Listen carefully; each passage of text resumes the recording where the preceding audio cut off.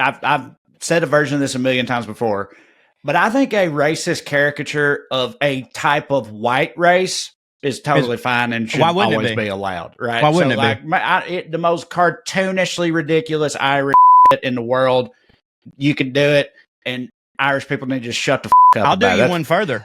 I'll do you one further. If it's not okay, I'm racist, and I'm fine with it. Right.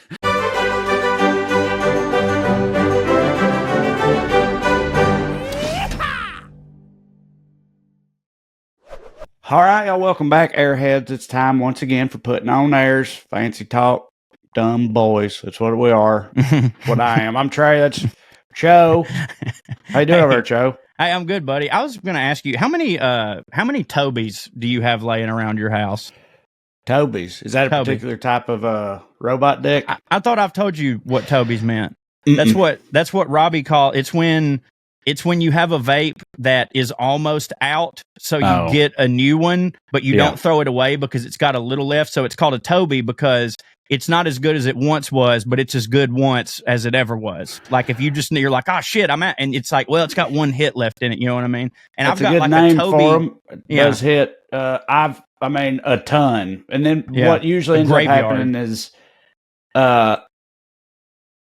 I'll have them just laying around for the reasons you've described, and then I won't touch them forever. And then one day I'd do, and it's like it don't hit. Tastes like metal. Yeah, right. Something, and then I just end up throwing it away. So it's like I just let them sit around in a pre-trash form in my house for months before ultimately just putting them in the trash is usually what happens to them. But I got a new one now. I'm not going to plug anybody that ain't paying us or whatever. But I found a new kind that has a meter on the side. Yeah, this one does too. Like a juice meter. Yeah, so I know exactly. So it takes all the guesswork out of it. It hits. Yes, it does. It's funny. I even brought it. The only reason I brought it up, like before anybody says anything, I'm attempting to quit, which has been a whole thing, right? Mm-hmm. So like before anybody's like, Corey, quit fucking promoting vape. I'm not. The reason I even noticed how many Tobies I had is because I was trying to get. I was like, I got one left, and I'm going to try to just suck it till it's gone. I got to get rid of all these. I swear on my fucking life, dude, I've got 65 half-juiced motherfuckers. And now I'm like, dude, with eggs as high as they are, I can't quit until I've smoked the juice out of all these Tobies. You know what I mean? Be responsible because of the eggs, yeah. In this economy, man. Yeah, you can't just be throwing out good Tobies over there. No, you can't. Smart Mark's trying to quit too right now. What's going on? I don't like that for him. Is it just is it just because we're early into a new year and that year ain't hitting? Was there something in the water here? I'm going to be left all alone by my lonesome. The last one. For me, genuinely, this isn't funny. It's maybe the most mature I've ever been. It's having a 2-year-old and being 37. I'm like, I just feel like I have chicken tonight. Sorry. No, that's one of those things. It's like. I don't always say it's like a tick or like a slight little like a piece of autism that I have is like something. Usually it's song lyrics, but it's not always song lyrics. But sometimes somebody will say something or I'll say something, and then I finish it with something like that in my head. So anytime somebody says it's like I feel like my brain goes chicken tonight because that was a big ad campaign from our youth, and I think that every time. If I ever say I feel like, or someone else ever says I feel like, my brain goes chicken tonight. But I don't normally say it, but sometimes I can't help it and it just comes out, which is what happened just now. Amber has I have those too, but I don't always have to say them out loud. Amber has a compulsion, and she has them for everything because all of hers are song lyrics. It's song lyrics. If she hears someone say in succession 3 words that or a lyric to a song, she will finish the thing no matter where we are, no matter what.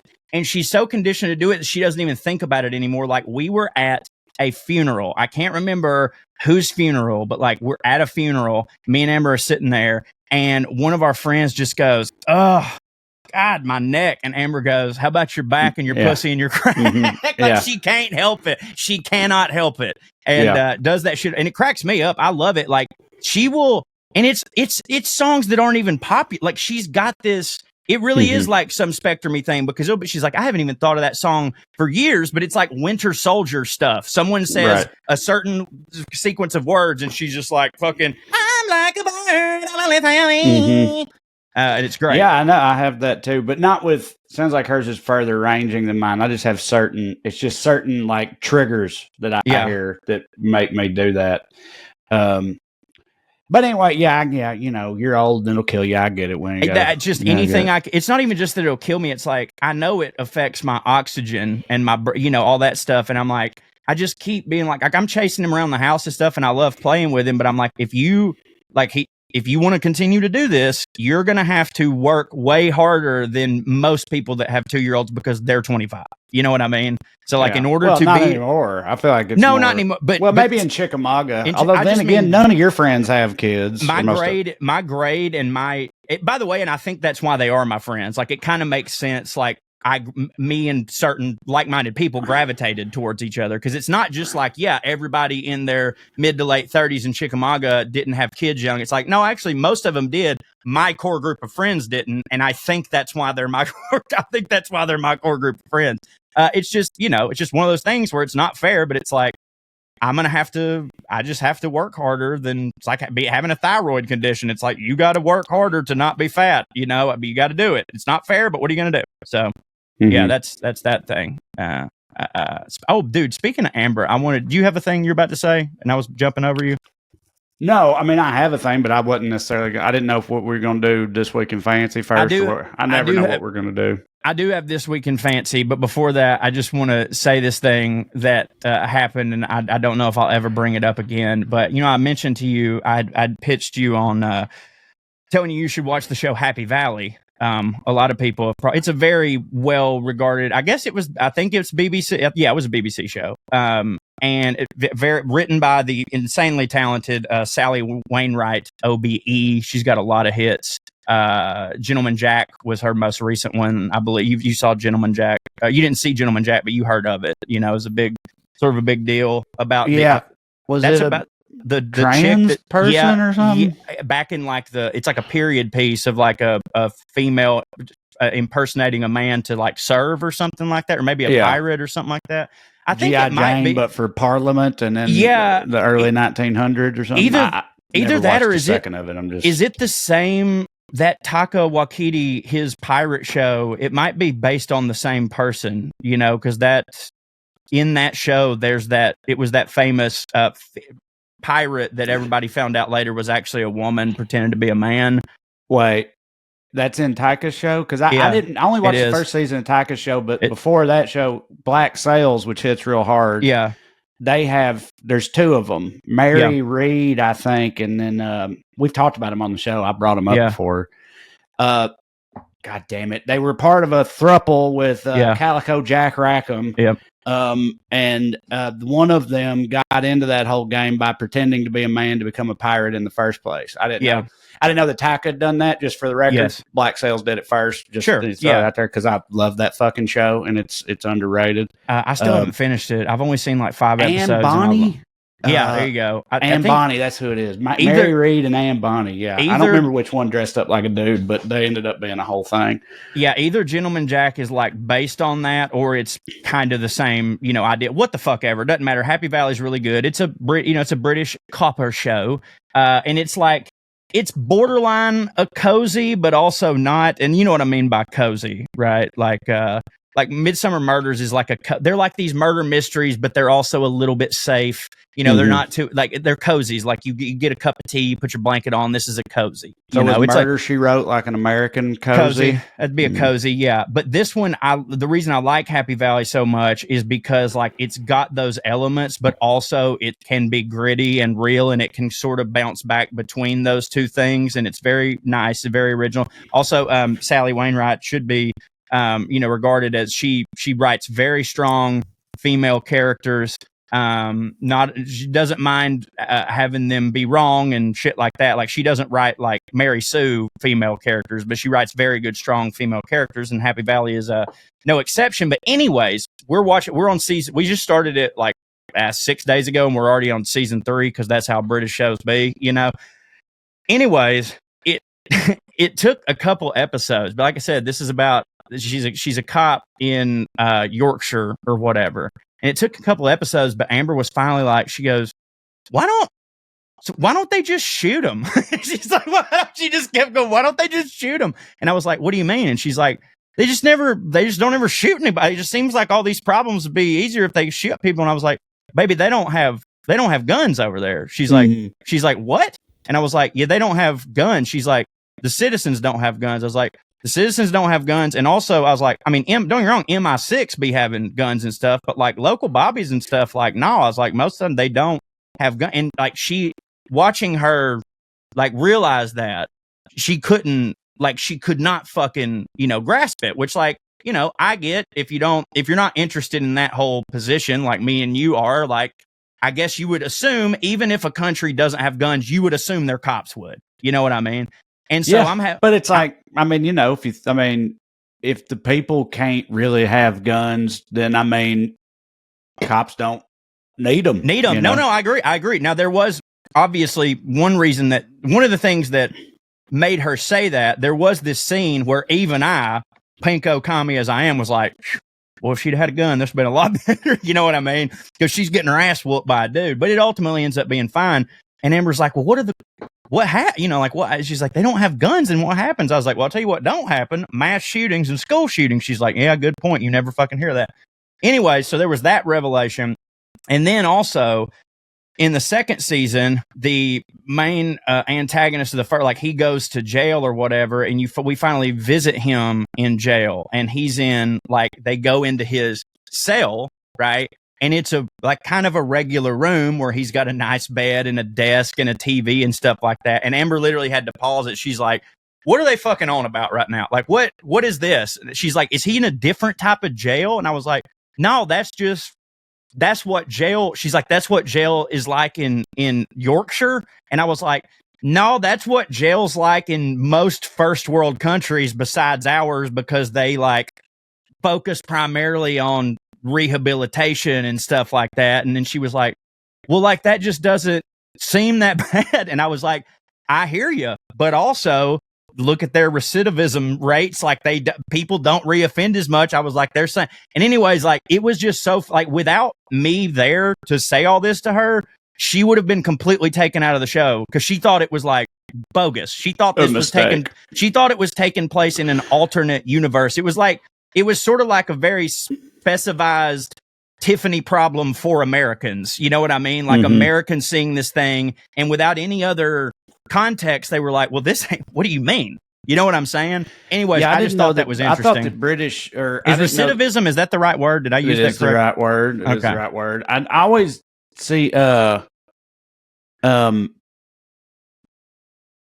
Scandinavian prisons and shit get posted on Reddit and stuff all the time. Yeah, they're nice. Just like, they just look like hotel rooms and stuff. People are like, God damn, these prisoners living better than me or whatever. And it's like, of course, all the Scandinavian countries have the lowest recidivism rates and all that stuff. Right. So, I mean, how do you not just say scoreboard? Yeah. But I did not realize that that the UK was I thought the UK was closer to us. I mean, honestly, I did too. But when I saw it, it made sense to me. I mean, for the record, like, I don't think that the way they depicted this in the show, it wasn't quite like the Scandinavian thing. Really, it was just that he had a TV, and Amber was like, wow, he gets a TV. And I was like, yeah. But like, not to get political, I don't think this is a right or left thing, but I've never understood when people are like, oh, well, they've just got it made. Why wouldn't you want to go to prison? And I'm like, you do realize that they're still cut off from their family and society, right? Like, is that not enough? Is that not enough? Now, this dude that's in, for the record, he is a piece of shit. Like, he's a rapist, murderer, all that.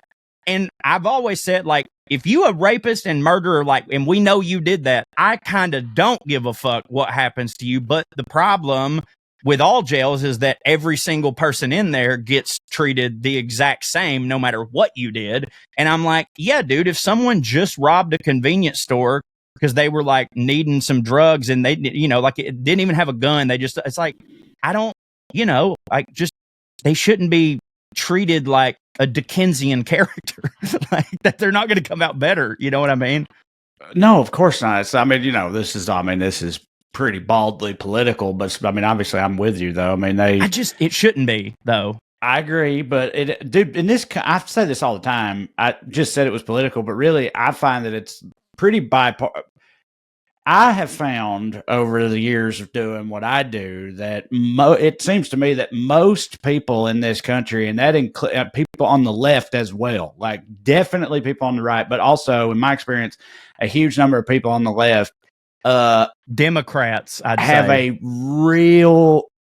They just do not give a fuck about prisons or criminals or felons. Like whole, if you can't do the time, don't do the crime attitude. Right.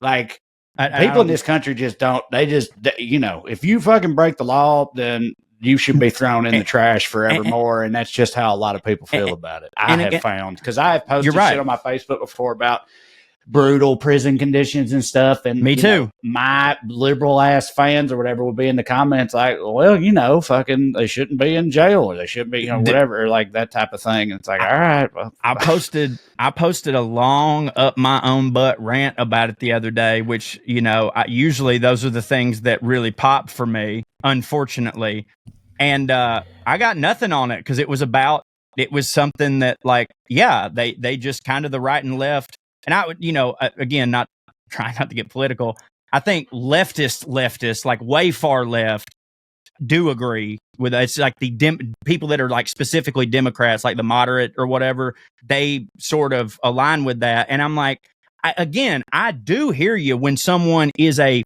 fucking piece of dog shit and they've done horrible crimes that you can't forgive. But like, my point is, like, if we had a prison system that treated shoplifters different than murderers and pedophiles, then I'd go like, yeah, whatever. But we don't. Like, we have one that's like, it's one size fits all, and like, that's wild. Like, that's crazy, Yeah, I just look.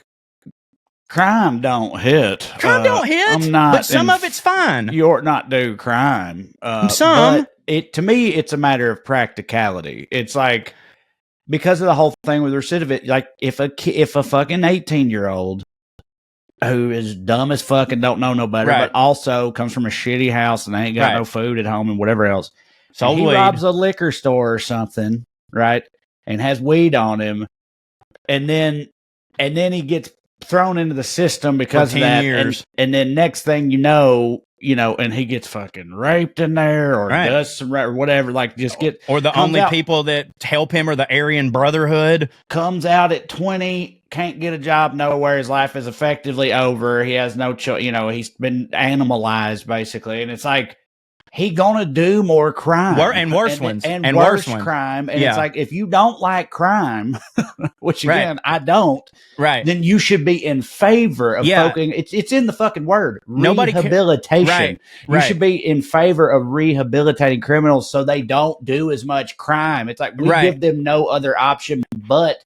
to continue doing crime. So it's like, it's not even about like, being a bleeding heart and fucking, no, it's not at all. It's like I said, a matter of, but it's not practical if if you got like stocks in a private prison or something. Well, man, that's all it is. That's all it is, dude. Right. Yeah. But no, you're right. Like, I was thinking about that. I was like, if over there in Europe where they have more cushy prisons, as if that's not an oxymoron, if their recidivism rate wasn't affected, then I would go, okay, well, then you're just being a bleeding heart if you want these people to have it better. But like, because it's like, that means it works. So like, the point, I guess what's happening is like, you people don't really want results. Like, you don't want it to work. You know what I mean? And then there's another version of this that the far left, I think, gets wrong, by the way, meaning recently we had these fires out here in LA, and part of the discourse that came out of that was people around the rest of the country found out about a program they have in California where they use prisoners to fight fires, right? And these prisoners fight fires. They obviously are risking their lives. They get paid next to nothing. A lot of them are like 19, 20-year-old Black and Latino kids and stuff like that, of course. And people, a lot of bleeding hearts, a lot of people on the far left, when they found out about this, they're like, this is barbaric. This is slavery. We're throwing these people into the fires, literally. They have no choice in the matter, whatever.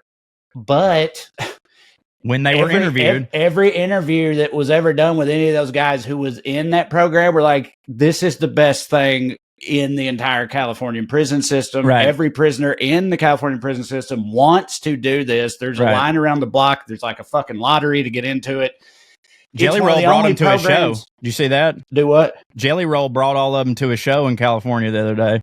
Of course he did. He's rad. It does check out. He walks the walk, brother. But that's one of the only good programs in the prison system in California because that is focused on rehabilitation. It gives these guys purpose, something to do. It lets them feel like they're doing good, which they are doing good. Also, they being outside trained and certified and licensed and all this stuff that they can use. And it's just like it.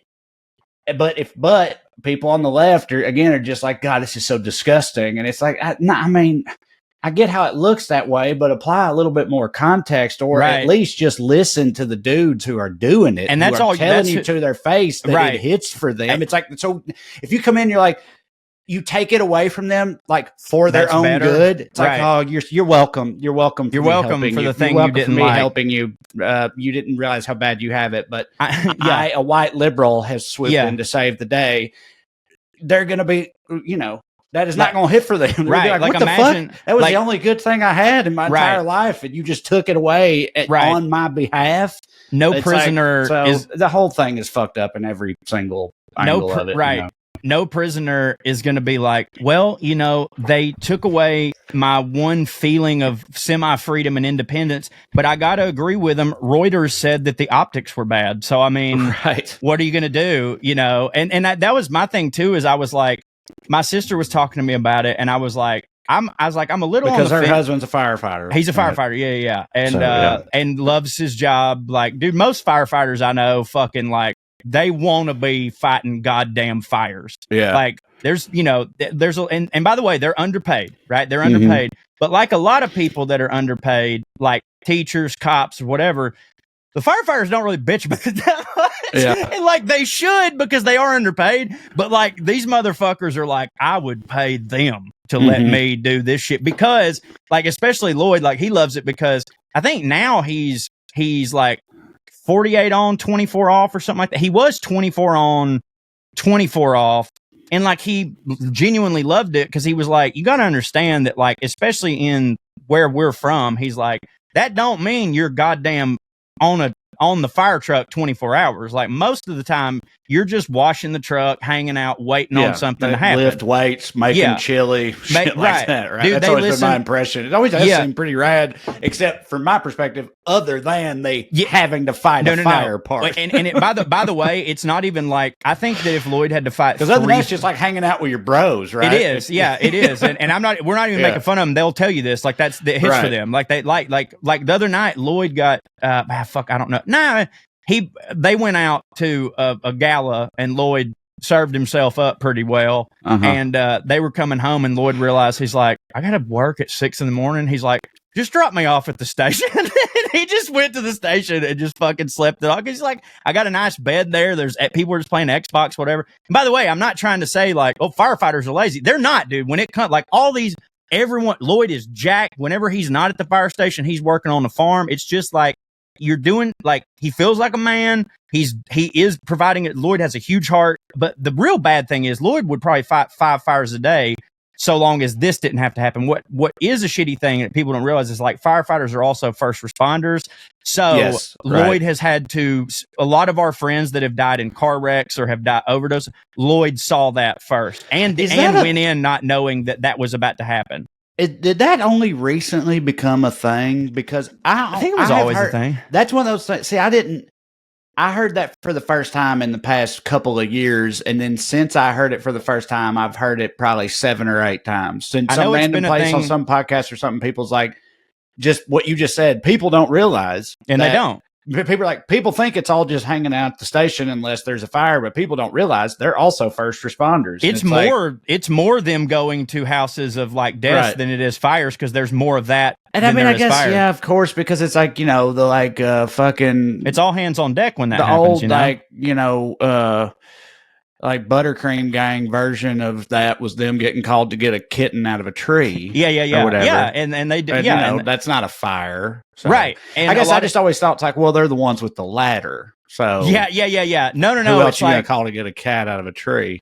I think it's I don't. It's like, hey, if they're right, like the cop just fucking there he's out. Yeah, you know what I mean? Yeah, we literally just have murdered cat with the cat, but yeah, that one video of that dog, that cop shooting a blind dog because he couldn't get the thing around its neck to work. So that's, and that guy probably got promoted, dude. It's so fun. Also, and I'm not saying this about my brother-in-law specifically, but I will say another thing I like about firefighters is they hate cops, boy. Woo! Right. It's like the Army Navy thing where it's like they both kind of do a similar thing, but they're like, you're gay. No, you're gay. You know what I mean?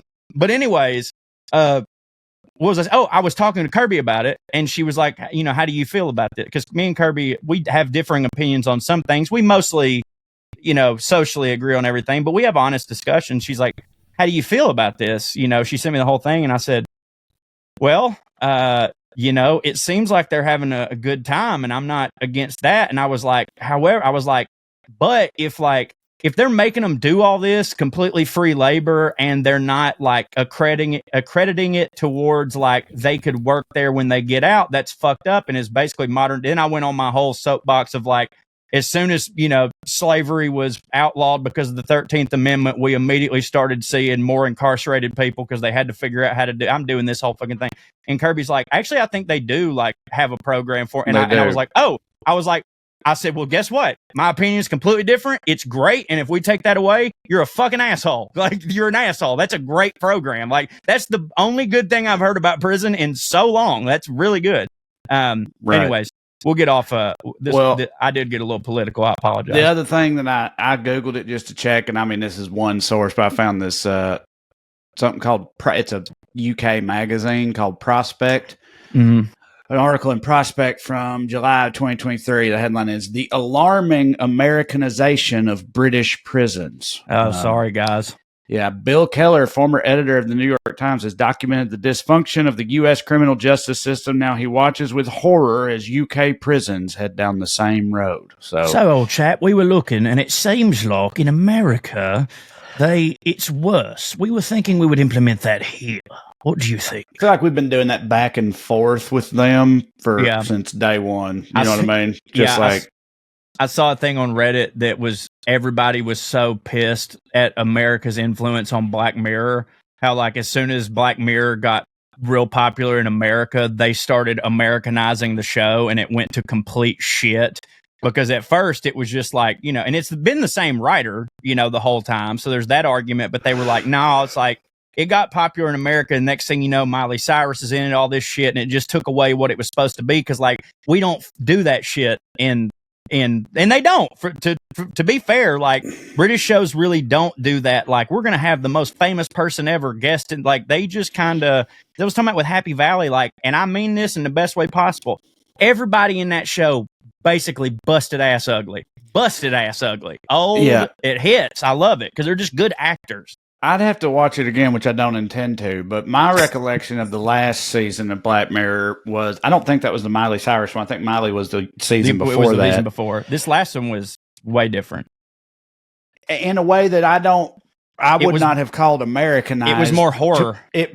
To me, this last season was very, very different in a way that I personally was not all that into, but not in a like, oh, they Americanized it way. It was that it was like a whole different show. It was not tech anymore. Yeah, it was not. For the record, I liked it. People were like, they should call this Red Mirror or something, like a Black Mirror spinoff, because it's like it's more horror. Demons and monsters and shit. It's not. It's just a completely different thing. They just kept the same, and I didn't really care for it, but for the record, if you, because I like that show for being what it was. Me too. Me too. If I want to watch that, I'll just watch Twilight Zone or whatever else. Like, couldn't agree. Outer Limits. Couldn't agree more, because those are my favorite types of shows. But me and you had talked about like even before the Miley Cyrus season, because we loved that show. Like we loved it. We'd call each other after each episode and like fuck. I mean, like, dude, some of them literally like.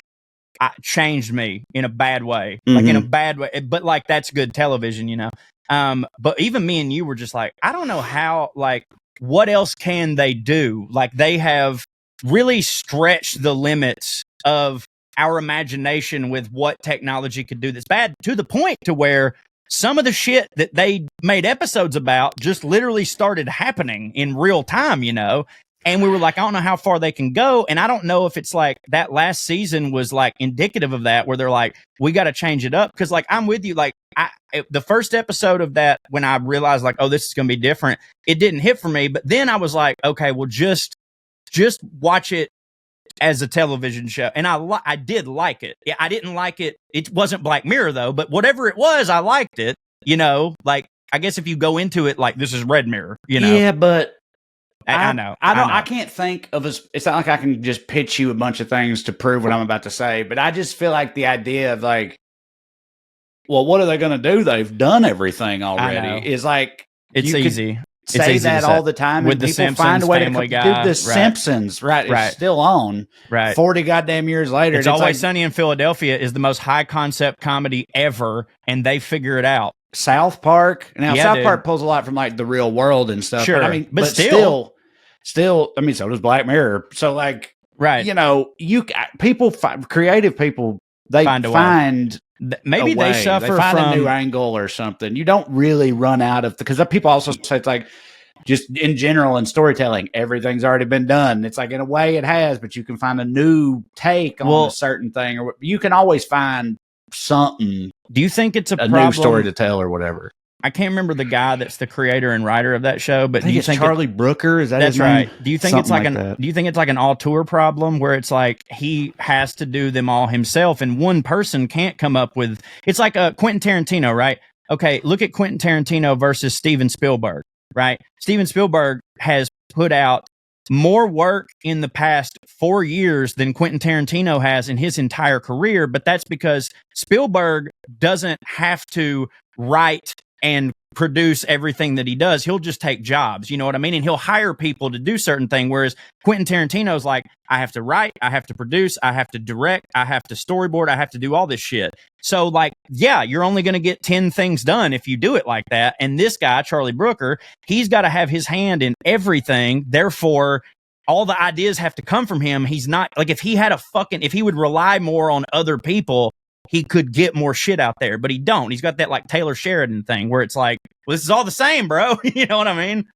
Yeah, but Taylor Sheridan has 15 goddamn shows running simultaneously. But they don't hit. Yeah, right. Sure. But it's a different. But Taylor Sheridan is clearly letting other people do things. Is what I'm saying. But and you're speculating that Charlie Brooker is not. Letting anybody else do things. Taylor Sheridan is letting other people do things, but not in the like. Not in the he still has complete final cut. He's mostly. I just don't believe that. I know that do if you watch the shit. I think he's great too, but I don't see how that is possible. I've known you. I mean, you have too. I've known and been around. Like I was around, like Rob Thomas when iZombie was on the air, right? Actively on the air. I was in their production offices working on a failed pilot, but in the same offices that they were in, the writers, the editors, him, the showrunner, everybody. And I was in there like every day for a while. It's hard. And like, I saw what Rob was doing and Rob's hours and stuff. And that's what I just do not believe that Taylor Sheridan is doing those things for all of his fucking 12. I don't think it's possible. He'd have to have a goddamn time turner. I mean, like fucking Hermione and Harry Potter or something like that. There's part of me that really wants to agree with you, but then I'll see clips from all of these shows and I'm like, kind of does seem like one man stretched thin. You know what I mean? Now, granted, I say that like, I saw clips from Landman and I thought that, but like everyone fucking loves that show. Like it's very popular and I'm getting talked into seeing it. And by the way, like, please understand, Taylor Sheridan's Western trilogy is enough for me to ride or die for that motherfucker forever. Like until he comes out like pro eugenics, I'm cool with him. It's just this whole but a 15 show deal. Like my mama called this how wild a 15 show deal is. My mama called me and goes, isn't this a lot? Like my mama who don't know shit about the business. I go, Mama, not only is it a lot, it's triple the amount that would be a lot. Like it's so comically a lot that if there was a movie about a writer and he had a 15-show deal, every writer would go, who the fuck wrote this shit? You know what I mean? It's crazy. Yeah. No, it is crazy. Anyways, I don't know how we got off on that, but me neither. we should probably take a break, and then when we come back, I'll do This Week in Fancy. How about that? All right. Right after this. Right after this. This show is sponsored by BetterHelp. Y'all, we often hear about red flags, that we should avoid when we're looking for somebody to be friends with, be in a relationship with. But what if we focus more on looking for green flags in friends and partner?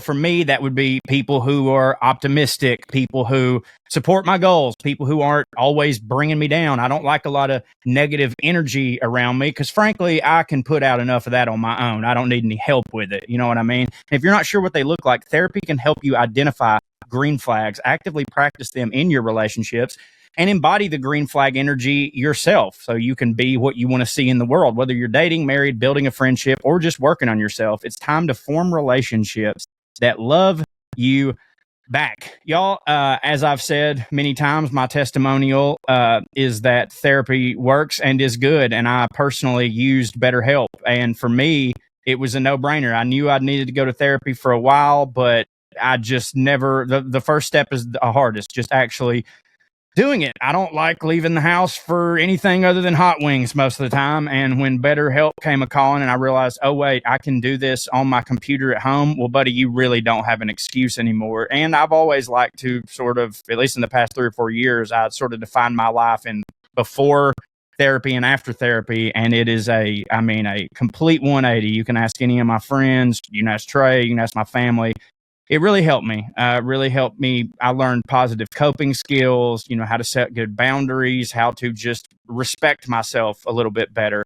And the thing about it is like, even if you're not going to therapy all the time, you get these tools that can help you work on yourself. And if you follow them, I promise it can only help. And there needs to, there's a stigma about mental health that really needs to go away. But if you're someone who's still sort of like, I don't really want anybody to know, well, dude, guess what? You can do BetterHelp and nobody has to. You're doing it at home. And also, by the way, it being fully online, it helps make therapy more affordable and convenient. 5 million people worldwide are being served here. There's a diverse network of over 30,000 credentialed therapists with a wide range, easy for me to say, I think I need speech therapy, wide range of specialties. And you can easily switch therapists anytime at no extra cost. Now, I got lucky. My therapy was immediately a dude who had a Southern accent, was from Georgia, and was in a band. I mean, we just got each other, which I personally think that's very important, that your therapist and you can see yourselves in each other. And if you don't, it's not going to hurt anybody's feelings. Just, hey, this wasn't for me. See you later. Go on to another one. Discover your relationship green flags with BetterHelp. Visit BetterHelp.com/POA today and get 10% off your first month. That's BetterHelp, BetterHelp.com/POA. Treat your brain right, y'all. Let me tell you something, y'all. When I was a kid, I sure did love eating cereal. I sure did love eating it. I was a big old fat lard. That's why I loved eating everything, but cereal in particular. It's not so much that I loved eating the cereal as it was I loved eating the sugar, I think, as a fat child, because every cereal I had to have sugar all over it. If it didn't come with sugar on it, fret not. Ma would come through with the sugar bowl and make it hit for me. I was a growing boy. She didn't want me to dry up and blow away. Meanwhile, I was pre-diabetic in 6th grade or whatever. This ain't about me. I'm just saying, now that I'm an adult, I realize that's insane. You don't need all that sugar. Cereal's still hit, but you can't have all that sugar in the morning. What are you, a monster? It's crazy that people do this. A cookie monster. Yeah, a cookie monster. You can't have all. You still want cereal, but you can't have all that sugar. And cereals don't give you the protein that you need as an adult. But then I found Magic Spoon, a nostalgically delicious cereal that tastes just like my childhood favorites, but without the sugar and with a ton of protein to boot. And if you're already a Magic Spoon fan, I got big news for you. Magic Spoon has turned their super popular cereal into high protein treats that are light, crispy, and taste just like classic crunchy cereal bars. Magic Spoon's brand new treats are so delicious and have already become a go-to for me. before the gym. It's true. I try to work out every day that I'm home. Every day is not a travel day. It's like you want something to give you energy beforehand that doesn't bog you down, and that's actually a fine line to toe. It's not easy, in my opinion, but Magic Spoon's treats toe that line perfectly. They, juice you up just enough without making any kind of sluggish after food effects. It's good for when you're about to hit up a hike or a jog or get on the bike or do whatever it is that you do. They got a lot going on at Magic Spoon. The cereal, every serving of Magic Spoon cereal has 13 grams of protein, 0 grams of sugar, and 4 grams of net carbs. So you can feel good about what you're eating. The most popular flavors are fruity and cocoa, and they have so many more. As far as the treats, Magic Spoon's brand new treats are crispy, crunchy, airy, and an easy way to get 12 grams of protein on the go. And for the first time ever, Magic Spoon treats are available in grocery stores with delicious flavors like marshmallow and chocolatey peanut butter, an all-time combination, if you ask me. So get $5 off your next order at magicspoon.com/POA or look for Magic Spoon on Amazon or in your nearest grocery store. That's magicspoon.com/POA. for $5 off. Magic Spoon. Hold on to the dream. All right, we're back. Time for This Week in Fancy.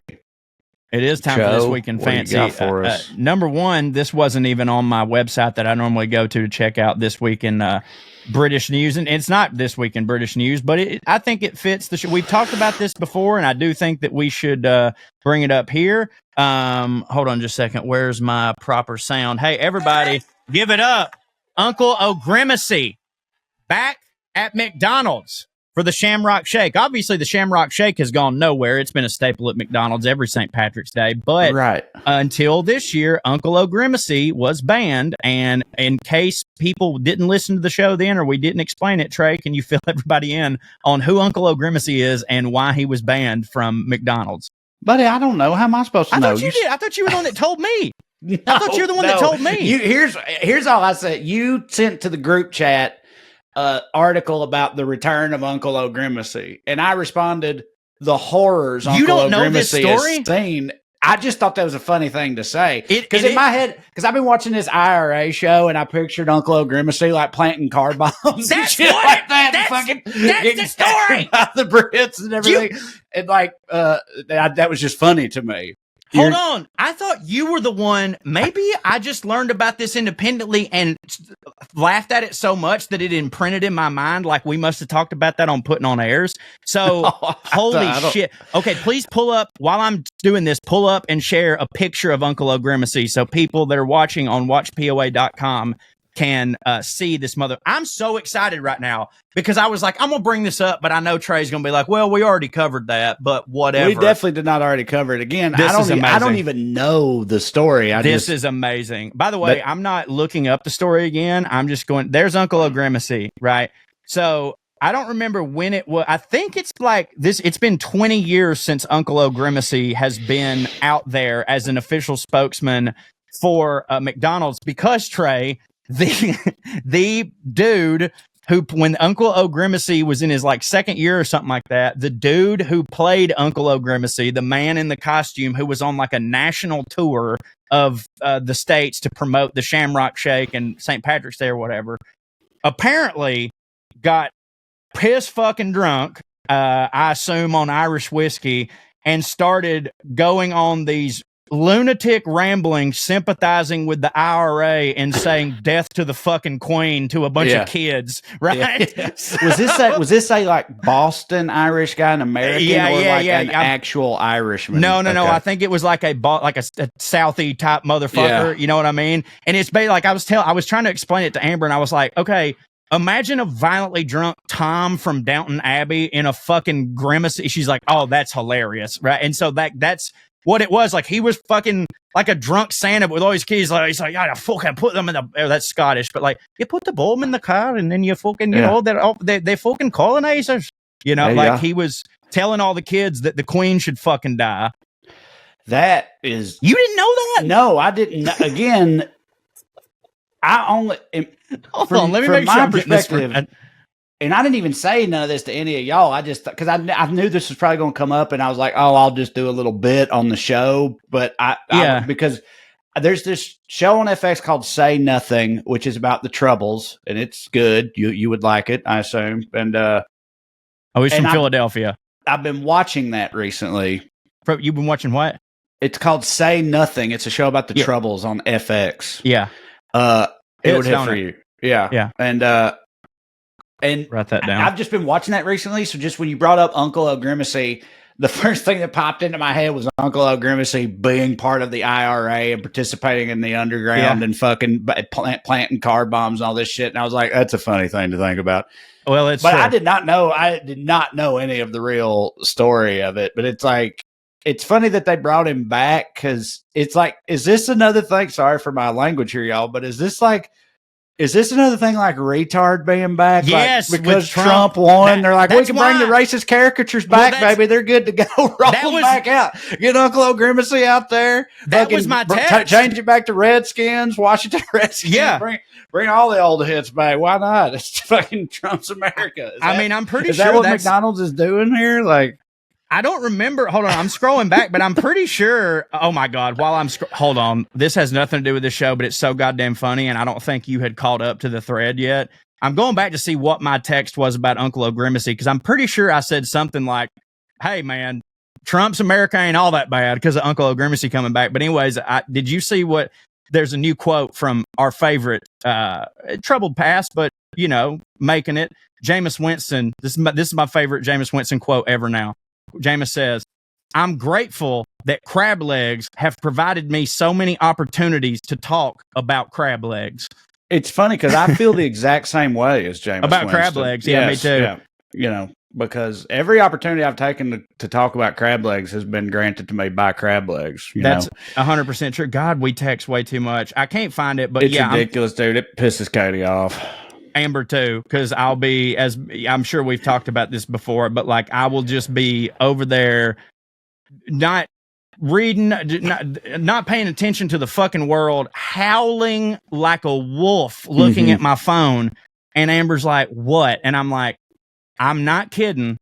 It would take me 3 hours to provide you the context you would need to laugh at this one 5-word text that Trae has sent me, and then she'll be like, prove it. And I'll do the whole thing, and then I'll say it, and she's like, that doesn't even make sense. And I'll just throw my phone against the fucking wall, and I'm like, why don't you just let me have my friends? You know what I mean? Yeah, I know. It happens with me too, dude. I just can't get over that. So I said, hell, boys, maybe Trump has done it to Uncle O'Grimacy. Yeah. Uncle O'Grimacy returning. Well, in that IRA show, there's double crossers. There's people that roll over on them and turn informants. They call that a tote. He's a fucking tote. A tote? Tote. T-O-U-T. T-O-U-T. Totes all in your so you're touting for the other team. You're touting for I suppose. Them. And then when they catch somebody being a tout, they put them in a car and drive them to the edge of a emerald cliff. Blow it up. And shoot them and kick them off the edge or whatever to put them in an unmarked grave. I mean, as your... Sure, you can't have that, but I would just love to. I'm not going to do it. I lack the capacity, but like take one of those scenes from that show and digitally put Uncle O'Grimacy in the scene as one of the touts, one of the guys that gets executed or something like that. Because it's like it takes place in the 70s. Yeah, and that's when he went away and never came back. So it's like it's like people always wonder what happened to Uncle O'Grimacy. You do, and then this is the answer. He got executed by the IRA for being a tote. You don't lack the capacity, by the way, because you could easily do that with AI. It's just that we're morally opposed. Well, I'm not going to do that, though. Of course. And these are those times where you're just like, oh, but that would be a good use of it. You know what I mean? That would hit. Like every now and then, AI people did stuff like that, but that's you have to know that's a thing you got to be versed in. I think I could maybe kind of do it. I know a little bit about how to do that stuff. That Final Cut Pro or Photoshop or something? Yeah, send me that. Pitch me that idea in the text, and I'll see if I can't cook it up. Because you know me, the one thing I love more than working on things that matter and will make me and my family money is working even harder on things that don't matter and will provide me or fruitless endeavors. You know what I mean? Like I will spend. That is true. That's very true. Like you have no idea how long I'm about to crawl into this fucking Jimmy Buffett conspiracy that I'm sure we'll talk about on this show later. But anyways, Go ahead. So first of all, I was going to say, just so everybody's clear, I think that I've said a version of this a million times before, but I think a racist caricature of a type of white race is totally fine and should always be allowed, right? Why wouldn't it be? The most cartoonishly ridiculous Irish shit in the world, you can do it, and Irish people need to just shut the fuck up. I'll do you one further. If it's not okay, I'm racist, and I'm fine with it. Right. But yeah, so like, you know, like the Notre Dame being the Fighting Irish or the Leprechaun and Lucky Charms, all that shit is completely fine, and so is Uncle O'Grimacy. But that is my opinion on it. But I'm reading this article about Uncle O'Grimacy's return, and it says this may seem at face value to make little sense because he's a forgotten character, but actually it makes a lot of sense. Mascots, especially goofy ones, are having a moment right now, spurred on by what Fast Company, that's the name of this outlet here. It's called Fast Company, some kind of online magazine or something. By what Fast Company has termed "don't give a fuck" branding, a form of indirect social media marketing that leans into all things weird and nonsensical rather than explicitly hawking a product's value. Shit posting, as it were. Yeah, but it's also like, you know, last baseball playoffs, Grimace himself got wrapped up with the Mets. He did, yeah. And yeah, you don't remember that or didn't know that? Kinda. No, I did, but I don't remember everything that happened. It was something like they had been on a slump, and then they had a Grimace night at the park, and they broke and they started that night. And so they were like, "Grimace, you can't go anywhere." And then and then they went on a run. They went on a crazy run with Grimace there, and so it's like, Grimace, this is all Grimace. Grimace is the dude. And you think Grimace is black?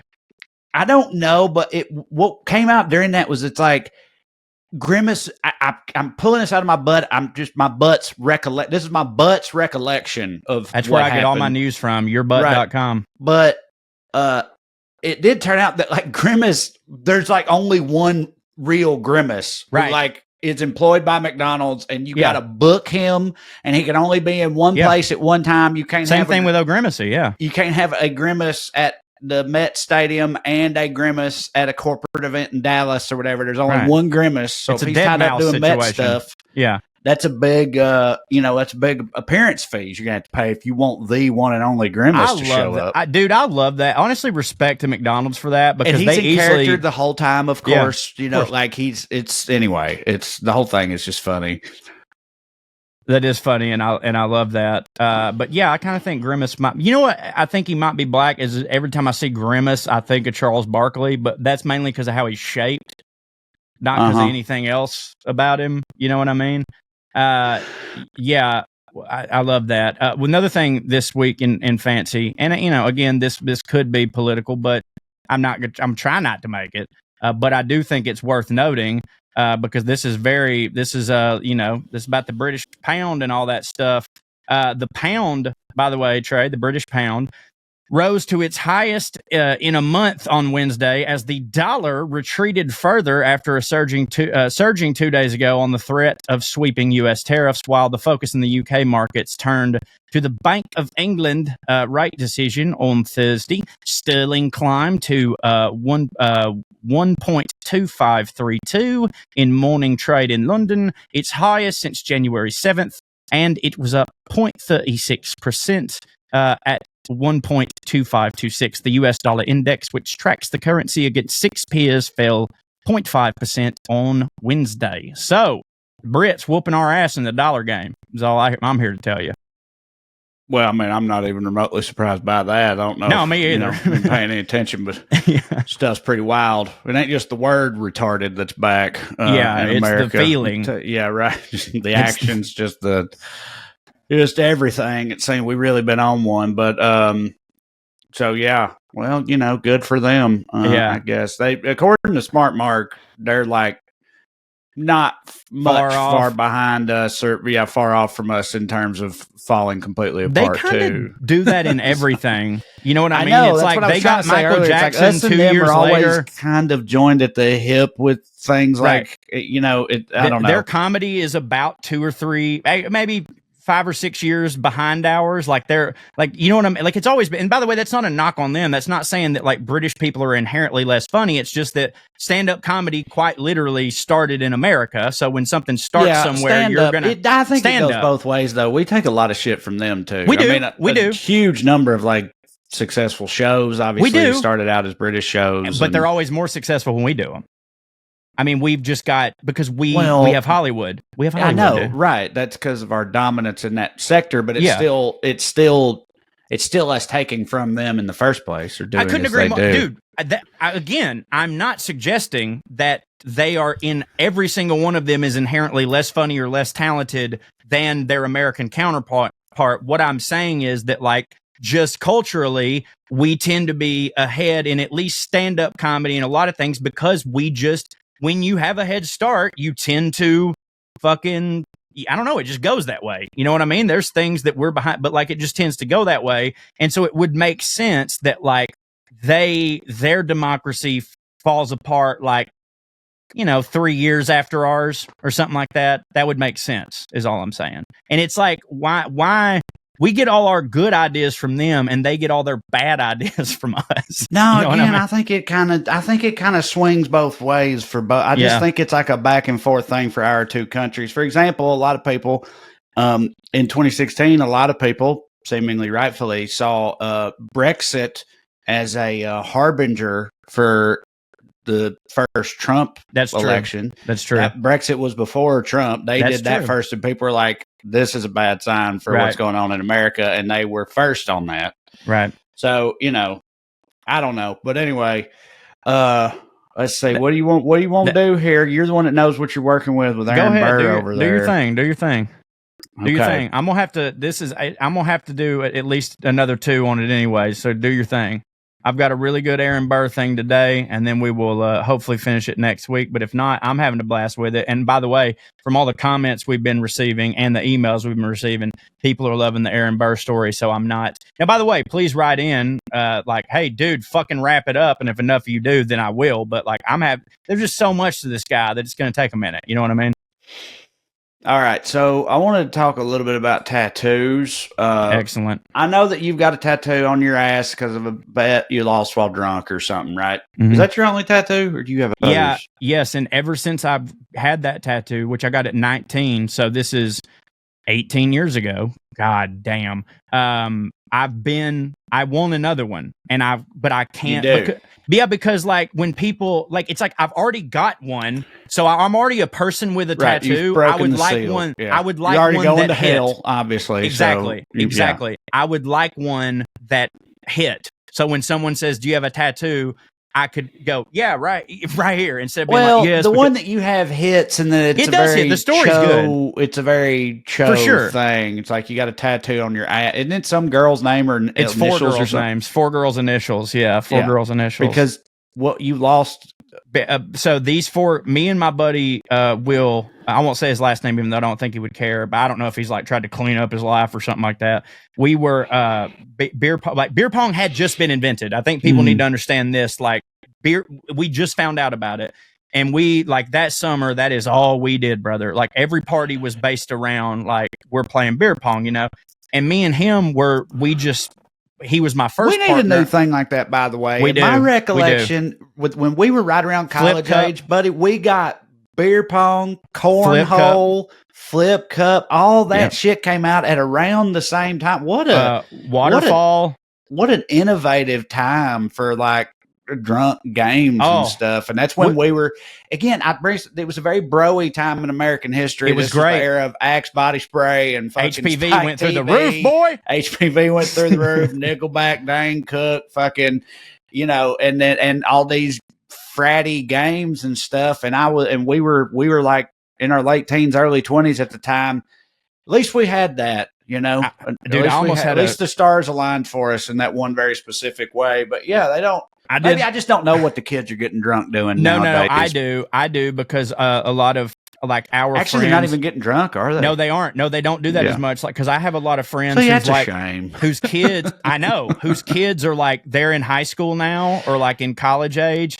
Because I'm I am I'm 37. I could easily have, as you know, I could easily have high school kids. I don't, but like, so a lot of my friends have high school kids, or like I'm friends with a lot of older people who do. And I watch what's happening with them, and I'm like, and again, most of me is like, you know what, man, good for these kids, because you know what it is. It's just like how wrestlers nowadays, they don't do as much drugs and drink. They get done with their match and they play video games. The reason that is true is because when they were breaking into the business, they saw Eddie Guerrero die. They saw Macho Man. They saw all their heroes die very young from drugs and alcohol. And they realized we don't need to do that. And against all odds, I think a lot of kids from the South went to some funerals when they were 6 and 7 years old. And instead of falling into that pit, we're like, well, that we're not doing that. And I think they're more educated than we were on like the dangers of perks and oxys and shit like that. And like, they're better. Like they are better. And that's good. But at the same time, I'm like, pussies.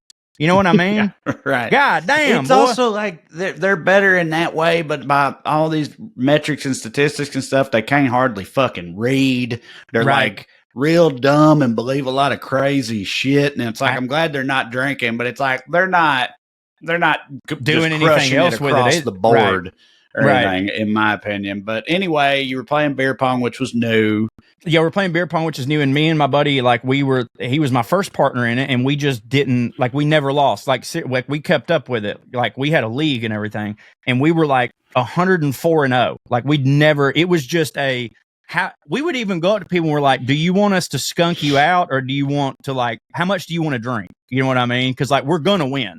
It was kind of like when Larry Bird, like we were like Larry Bird going into the locker room being like, which one of you bitches is coming in second in a 3-point contest? And it just worked out. Like we couldn't be beat. Like, and you know, the way the rules were is like, we just were so good that he would hit one, I'd hit the same cup, we'd get the ball back. A lot of times we wouldn't even let people shoot. You know, we had to actually change the rule because of that. Cause they were like, if they go first, they never, you know, whatever. So anyways, we're there one night, we're cocky as fuck, which like we ought to been, we were 104-0, you know. And there's these girls, I'm not going to say their names, even though I don't think most of them would care.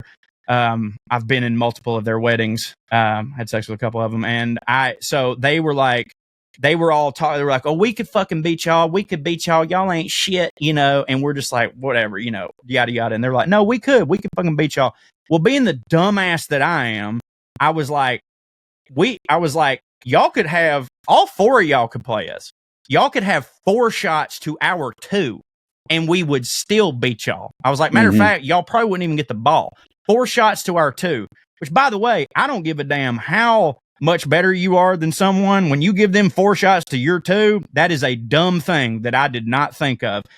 And so they were like, okay, you know, all right, let's play. And I was like, okay, no, stakes. I was like, we got to have stakes. I was like, when we beat y'all, I get to see all 4 of y'all's titties. Sorry to all our woke listeners. I was 19. Frankly, I'd still do it again. But, you know, granted, if they said like, no, I wouldn't press the issue. I would have at 19. I wouldn't now. And they were like, okay. They're like, well, what will y'all do? And my buddy Will, who like he was like Samson, like his hair was his thing, had beautiful hair. He's like, I'll shave my fucking head, you know? And me, again, being the cho, being a fucking idiot, I was just like, if y'all beat us, I will get all 4 of y'all's initials tattooed on my goddamn ass tomorrow. And boy, they beat the fuck out of us, son. Beat our ass. And I woke up hungover as shit, and the girl was like, they were like, you know, are you ready to go? I was like, what are we doing? They're like, want to get your tattoo? And I was like, yep, all right, I'll go. You know, we get to the tattoo parlor, and I'm 19. You know, I was trying to do comedy. I was putting up inflatables, working at a gas station, working at Hibbett, hauling hay, do anything I could. And I was broke as fuck. And I tell the dude what I want. It's like, it's eight letters, you know? And the guy's like, $150. I was like, $150? Just fucking 8 letters. He's like, yeah. And if it was on your arm, it'd be 30, but it's on your ass. So it's 150. And I was like, well, girls, I don't know what to tell you. I literally don't have $150. And one of them was like, don't worry, it's on me. it's on me. So she paid for it, and I got it. And it hurt like a motherfucker. And then we got back to our house. And all 4 of the girls, one of the girls came and grabbed me, and she's like, hey, we need to talk to you. brought me in the back room where all 4 of the girls were, and they all showed me their fucking titties. Like, without me having to ask, they were just like, you deserve it. And it was great. Mental pick. That lasted me a long time. What a charming tale. You said that it did hurt. Yo, it hurt very much. Because, people, I don't have any tattoos. My main thing I've always thought is just indecisiveness about, I just do not believe I could ever pick a thing that it's hard. That I would be okay with, like, literally forever. I just don't think. I agree. Because I remember, like, for example, in my early 20s, I had a couple different ideas for some tattoos. Oh, that'd be rad. And I just never did it, never pulled the trigger. And, like, now at 38, I'm so glad I didn't. Of course. I would hate that fucking Me too, thing. buddy. So I feel like I was right about that. But because of that, I never got a tattoo. So I've never had one. But you always hear conflicting reports on. You said earlier, since you've had one, you want to get another one. Some people talk about how it's like addictive almost, like my buddy Thomas, like the him. pain hits or something. Clearly they are addictive to some people, because some people get them and then they end up just covered head to toe in the motherfuckers. Well, you met fat dipshit Thomas, who's listening to this right now. Yes, yeah, he says that it's addictive. But you, like, did it? Was it a hitting type of pain, or just pain? No. I mean, he said it just is. No, I'm asking you. Oh, me? No, for me, no, absolutely no. I hated it. It did. It just hurt. Like, it just straight up fucking really hurt. Because people always also at times people be like, hell, it ain't that bad. It hurt. I think on the ass, like everybody was like, oh, it'll probably be won't hurt as bad on your ass because there's so much fat there, and I'm like, I could make the argument that makes it hurt worse. Like, to me, if you took a needle, just a pin, like a sewing needle, and you stabbed me in the ass with it, versus if you just pricked me on the forearm here with it, it's gonna hurt more in my ass because it's gonna go through more fatty shit. And again, like, it really fucking hurt. Now, dude, Thomas, that motherfucker's got shit on his Adam's apple. There ain't no way that my shit hurt worse than the Adam's apple, bro. That's crazy. Well, to bring it back to the show, do you think where you think rich people today are at with tattoos? I feel like it goes back and forth. It depends on how rich, because, like, if you're a rich chef, you're gonna have tattoos. You know what I mean? If you're a rich artist, that's probably more about the chef thing, right, than the rich thing. It's definitely more. I don't think money really plays a part in any of it. Me neither. I found out when tattoos first became like a big thing, and when else the Victorian era, the era that we've probably talked the most about. I'm not saying this is when they first became a thing, but I am saying that during the Victorian era, generally the only people who had tattoos were sailors and convicts. Right. That's pretty much it. The anchor, like the. Yeah, well, they could have them all over the place, and it's like. But because that was it, that was the association with it. And I'm pretty sure that to this day in Japan, it still works that way. Meaning in Japan, if you want to be a member of polite society, you don't get a tattoo that people can see, because the only people that get tattoos in Japan are Yakuza, I think. Right. And that, again, that's coming from my butt's recollection. But and do the Yakuza do that on purpose so that they can be like, don't fuck with me, I'm Yakuza? I think so. Right. Yes. But back in the Victorian era, because of the appeal of it, the proper delight of the thought of concealing a spot of savagery beneath all the finery that they wore, the landed gentry in the Victorian era of England started getting secret tattoos, and it became very trendy amongst the upper crust. As like oh, look at this trashy thing I went and did. Yeah, it's like, a naughty. Yeah, right. Yeah, yes, like that. Except, but they would only get them in places that could be hidden. Right? Yeah, like, of course. You think the way they dressed back then, that's almost everywhere. Like, I was about to say, with all their petticoats and everything, your neck up. I mean, that's literally it. Anywhere else would be covered. Well, I mean, dude, pretty much all the time. I'm not even someone that needs to care about it, because it's not like I'm going to a job interview, but every time I go to consider one, I do think to myself, well, I'll get it like on my shoulder or something. So it's like, if I don't want people to have to see it, they won't. You know what I mean? Like, I want it for me, but I don't want it to be on my arm. I don't know, dude. There's part of me that's also like, fuck you, I got one. I ain't got a 9 to 5, Yeah, but right. Yeah. I don't know. I mean, I also have always thought if I did get one, it would be one that I could hide if I wanted to. Yeah.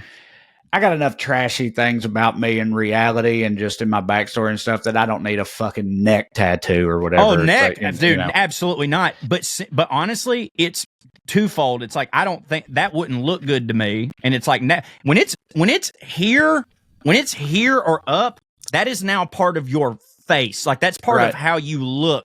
Right. Versus just being a thing on your body. Like when you have a neck tattoo, you're now a different genre of person, and I don't mean that in a bad like.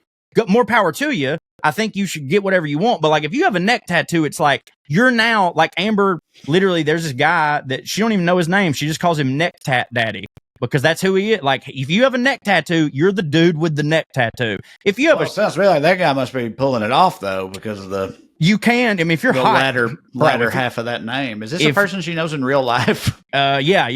If you're hot, you can pull off anything. You know what I mean?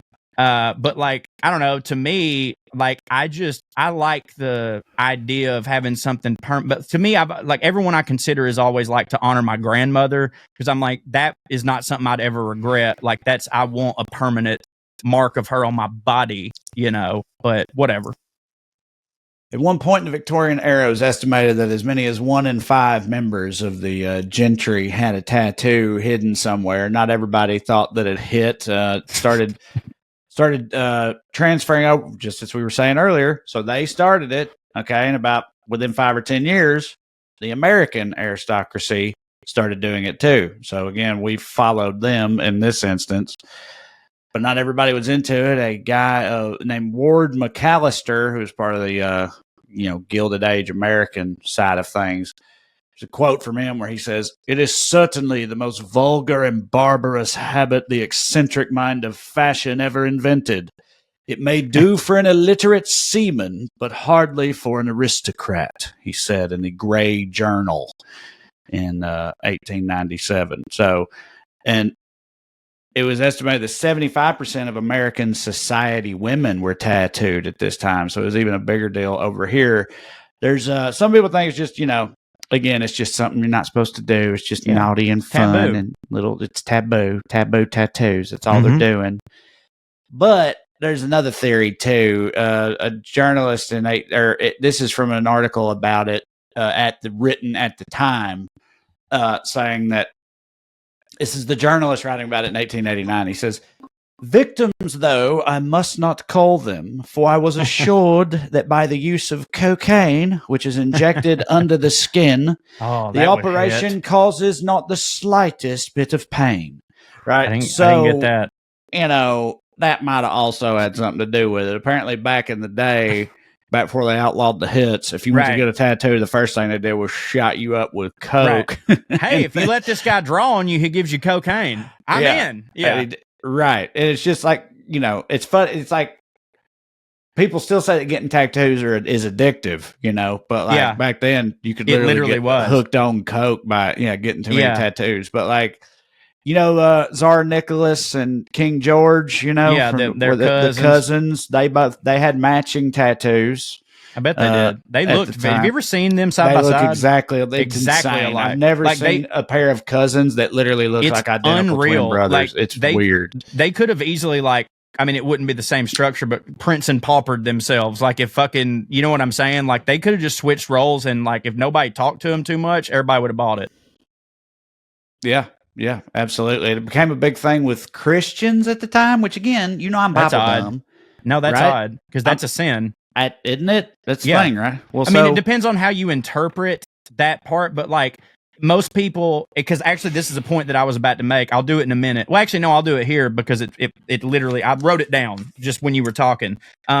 When the Lord says our body is a temple and you should treat it like a temple, right? And so an interpretation of that, I don't know if they actually go in specifically about, I do think they talk about making like alterations to your body or whatever. It's like God gave you this, don't change it in any way. And also, by the way, that is also supposed to mean eat right, don't be fucking fat, don't put things in your body that harm it, because God gave you this vessel to worship him and it needs to be taken care of, right? Because like when I was a kid, you'd have a 400 fucking pound fat fuck preacher talking about everyone that has a tattoos going to hell because your body's a temple. And it's like, all right, fucking Mr. Popeyes, you know what I mean? But like, I was going to say that's really weird to me because like you were mentioning how it became a thing in American aristocracy to get tattoos, which like sort of bucks up against what normal aristocracy is, because usually the wealthy people are more prim, more proper.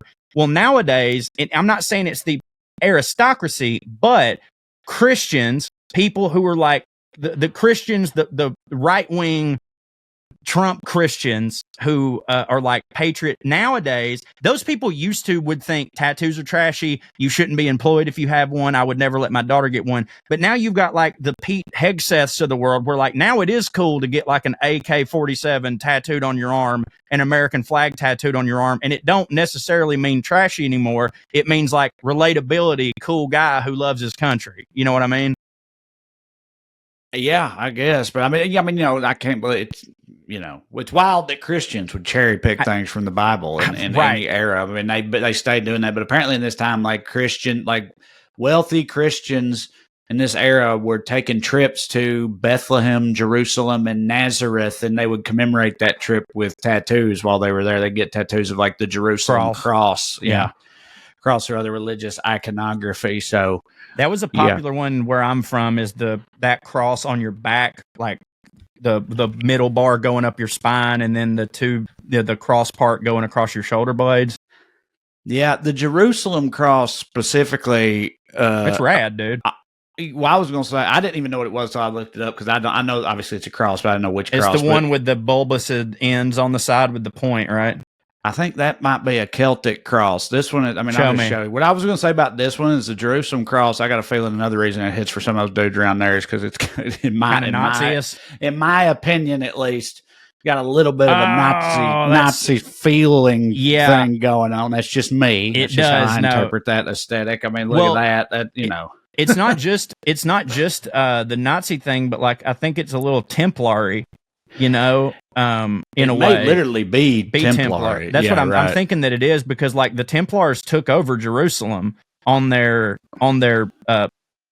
didn't they? Like during the Crusade, like that's where they were headed. I know like they Jerusalem. Were trying to, yeah. No, the Celtic cross is the one I'm thinking of that I think hits the hardest. Like that one right there. That one, I like that. Yeah, that's pretty cool. Yeah.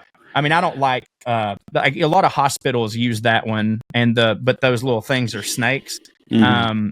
Yeah, but I'm pretty sure like the Templar, like that would have made sense that was the Templar cross, because their whole thing was like taking back Jerusalem for white Christians, correct? And like and I'm obviously the Muslims out of there. And all obviously, Ridley Scott has never given a shit about historical accuracy, but like Kingdom of Heaven, like that whole thing is like them being over there in Jerusalem and taking that shit and you know whatever. Yeah, but anyway, I thought it was a little fun fact that Victorian era gentry got real into tattoos for a while. That is interesting. I saw a chick. Which I had not heard. Did you ever see? Obviously, I can't show it on here. We will get flagged to hell. Did you ever see that famous viral clip that went out about 5 years ago with that girl getting her butthole tattooed, and how it was like the hittingest thing ever?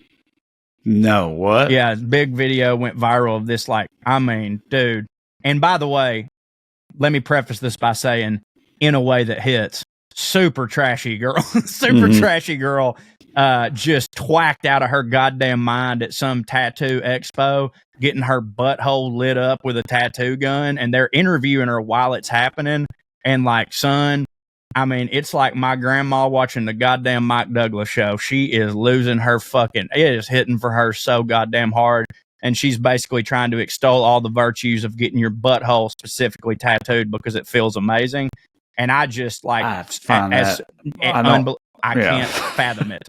Because you're the one who talks about butthole knives. It's like, I know. That's like signing up for literal butthole knives. Like little teeny tiny butthole knives. Like, yeah, no. But anyways, y'all look it up. Girl gets butthole tattoo. It's fun for any type of viewing. Find a few options. You would like. All right, we'll take a quick break. And we will be right back with a little tale about Aaron Burr. That's all right with everybody. Love you. See you in a minute. Bye-bye. Let's talk about jeans for a sec. I mean, I could talk about them all day, but we got limited time here. I recently got a pair from the Perfect Jean, and they are basically the unicorn of jeans. They fit like a dream. They look fantastic. They're insanely comfortable. That I've fallen asleep in them because I forget I'm wearing pants. I come home off the road and I lay down on the couch and I literally feel like I'm wearing sweatpants. And I wake up and I'm like, yo, I'm in jeans. I'm like bank ready. I can just leave the house right now. In case you didn't know, this is an ad, by the way. And the Perfect Jean told me to say this, but I would not lie about how awesome these jeans are. They really do live up to their name, especially if you're somebody like me who, like, most of the time off the rack stuff just doesn't necessarily work because things that fit around my waist often don't fit around this big old bohunkus that I've got. That's my booty hole. And I got really thick legs. You know what I mean? And I like having something that stretches, and these do. 700,000 pairs of nuts rescued from bad jeans, right? That's 2 per dude. The hero, the Perfect Jean. So say goodbye to stiff cardboard denim and hello to comfort. These jeans fit like they were custom made, stretch like you wouldn't believe, and look fantastic. The fabric is as soft as a baby's bottom. No babies involved, we promise. And they're durable enough to survive her pulling them down daily. I don't like how I switched from baby right into that, but what are you going to do? Trae, tell them more about our friends at the Perfect Jean. Well, if you're wondering, they've also got a massive range of sizes over there. They got 6 different fits. They got skinny all the way to thick. That's your boy Cho's size, I reckon, given the way he described it. Dummy thick. Dummy thick, that's right. Yeah, they got waist sizes from 26 up to 50, lengths from 26 to 38. So it don't matter if you're a short king, a thick daddy, or something in between, you can find the perfect fit for the body that you are rocking. And for a limited time, our listeners get 15% off their first order plus free shipping at theperfectjean.nyc, or you can just Google the Perfect Jean and use the code POA15, that's POA15, to get 15% off. So they sent us a pair of these, and I'm trash, so I usually have one pair of jeans that I just wear all the time. Me too. If you see me wearing jeans, it's them. It's the same pair over it. I'm not going to lie to you. It's just how I roll. The day after I got my pair of Perfect jeans, they became my one and only jeans that I wear, and that is the truth. I got them. I tried them on. I was like, damn, these feel like jogging pants, and they look like jeans. What more do you want? And I've been wearing them every time I've worn jeans ever since then, and no other pair. So how much more of a ringing endorsement could you get? They're comfortable and stretchy, and they look good at the same time. They're just sweet. All right. So it's finally time to stop crushing your balls in those uncomfortable jeans and go to the perfectjean.nyc. Our listeners get 15% off your first order plus free shipping, free returns, and free exchanges when you use code POA15 at checkout. That's 15% off for new customers at theperfectjean.nyc with promo code POA15. After you purchase, they'll ask you where you heard about them. Please support our show and tell them that we sent you. Fuck your khakis. Get the Perfect Jean. Fuck them khakis right in the butt of them. Yep, right in the butt. And if you're going to fuck something, you might as well do it with Blue Chew, baby. Have better sex with Blue Chew. That's right. Blue Chew is the original brand offering those sweet, sweet chewable tablets. You know what they do. These erection-enhancing tablets help men achieve stronger, harder, throbbinger, bonier, longer-lasting erections for sexual activities. Wherever you're going to stick it, it'll be hard for doing it. All right, Blue Chew is putting its money where your dick is and offering you a month for free. The process is simple. You just sign up at bluechew.com. Consult with one of their licensed medical providers, and once you're approved, you'll receive your prescription within days. Blue Chew's tablets are made in the U.S. of A., prepared and shipped direct to your door. You can take them anytime, day or night, so you can plan ahead to get down, or you can be ready to get down whenever an opportunity comes up. The best part of the whole thing is you do it on your computer there. That means no more visits to the doctor's office and having awkward wiener conversations and waiting in line at the pharmacy for your wiener pills and running into your old football coach or nothing like that. It hits, don't it, Cho? Oh, it hits so hard. And people always ask me, they're like, does it work? And I'm like, dude, it makes my dick harder than the way I laughed when I found out the origin story of Uncle O'Grimacy. You know what I'm saying? You will be mistaken for a soldier with that full salute. It ain't at half mast, baby. It is all the way up. You know what I'm saying? Blue Chew won't stop until every man is bricked up like a brick house. That's the mission, by the way. And again, I'm telling you, look, you don't have to be someone. You're like, I ain't got no problem with my wiener. I don't have a problem with my wiener either. Okay? You know what I'm saying? It's just like, I don't know. Sometimes I want an extra oomph. You know what I'm saying? Like for Valentine's Day, for instance, I want to lay it down extra good. Make sure it counts. You want to, going on a first date, you might be, it's all psychosomatic, man. You might be a little bit nervous. There's one thing you don't want to worry about, and that's your wiener coming out to play. You know what I'm saying? And they say there's nothing sexier than confidence, and Blue Chew can help give you the confidence where it counts, right? You could be missing out on the best sex of your life, and I personally don't want that for you. All right, make life easier by getting harder and discover your options at BlueChew.com. We've got a special deal for our listeners. Try your first month of Blue Chew free. It's free. Visit BlueChew.com for more details and important safety information. Use the promo code POA, and we thank Blue Chew for sponsoring this here podcast. And of course, Trae, get you a new dick. Get you a new dick. Why wouldn't you? All right, we're back, everybody. Hope you enjoyed them messages there. Now it's time to talk about Aaron Burr a little bit more. A little bit more. And not for the last time, neither, I don't reckon. It's so funny because we had an email about this last week. They're like, hey, do you know that the Dollop did a 4-episode run on this? And I even think I said something like, I did it. I saw it as soon as I started doing this, and I'm definitely going to listen to it. But like, just so you know, I won't be doing, there's no way I'll do 4 episodes. Well, here we go. I guess there's a reason. This is 3, isn't it? This is 3. This is 3 for sure. And it's just, I mean, first off, I took 24 pages of notes because I just kind of went crazy with it. But every goddamn time I go, we're about to be done, there's a fucking story. We left off last time with his like early life and education and stuff like that. So I wanted to cover a bit about him during the Revolutionary War, and specifically his relationship with another pretty premier player of the Revolutionary War that I was not aware of. I mean, obviously, I wasn't really aware of much about Burr except for that he fucking shot Hamilton. That was it. And turns out, dude lived a whole life. So when the revolution broke out in 1775, Trae, Burr had set aside all his legal studies, and he's like, I'm going to join the Continental Army, because that was certainly one of them wars that you didn't have to be convinced to join. It was like that one, I guess the Civil War, World War II. It's like now me and you are like, I ain't fucking fighting for none of this bullshit. But had we lived back then, we might be like, freedom, literal freedom, the fucking, fighting the crown. Absolutely. He originally was rejected due to being too short, just too little, too lean, all that stuff. But he was super smart. And all the officers were like, okay, like, even if this guy can't beat the shit out of people, I mean, this guy, like, he went to Princeton or whatever it's called then. I can't remember. He's like, when he was like 12, graduated in 2 years, like, let's not act like we don't need that type of person on our side. So he enlists as a volunteer under none other than, you want to guess who his commanding officer is when he first enlists? George Washington. Nope. One more guess. Not obviously as famous as George Washington, but I'll say this. He was the bizarro George Washington, meaning Benedict Arnold. Benedict Arnold. There you go. Right. Benedict Arnold. He enlists as a volunteer under Benedict Arnold, who led a very ambitious expedition to capture Quebec. I didn't know that they were did you know that they was trying to capture Quebec? I feel like maybe that came up in that show Turn, which I did watch. I'm only in the first. Yes, I'm in the first season. I love it, but I just started rules. It. I've been thinking about rewatching it recently. It's not highly rated, and I started watching it before I looked it up on Rotten Tomatoes, and like I'm like 8 episodes into the first season, and I look it up on Rotten Tomatoes, and some people were trashing it, and I was like, bro, this shit rules. And I'm a huge, like, obviously they're taking liberties, of course, because they do that with everything, but like, I'm super into it.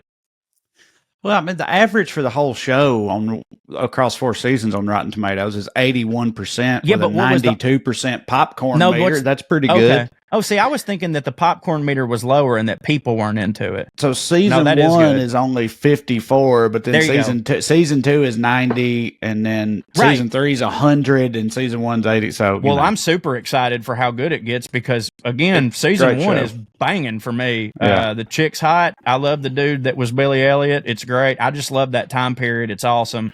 I love how just stuck up and pompous the goddamn British officers are. Like they really do a good job of making you love it when they get stabbed in the neck with a fucking, thing. What's them things? Bayonets. Yeah.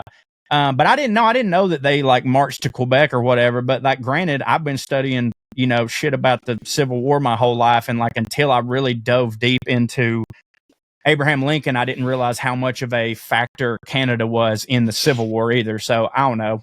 We just always look at Canada as like that thing that's up there, everybody being nice and eating donuts and shit. But they be getting in stuff. So one of the most a whole ass war with us here soon. But anyway, don't hit. No, I feel like because like we will win. But I feel like I'll be, that Wesley Snipes meme when he's like, holding the gun from a not New Jack City or whatever, but when he's holding the gun crying, you know. Yeah, and I don't think, I don't know, maybe I'm too naive.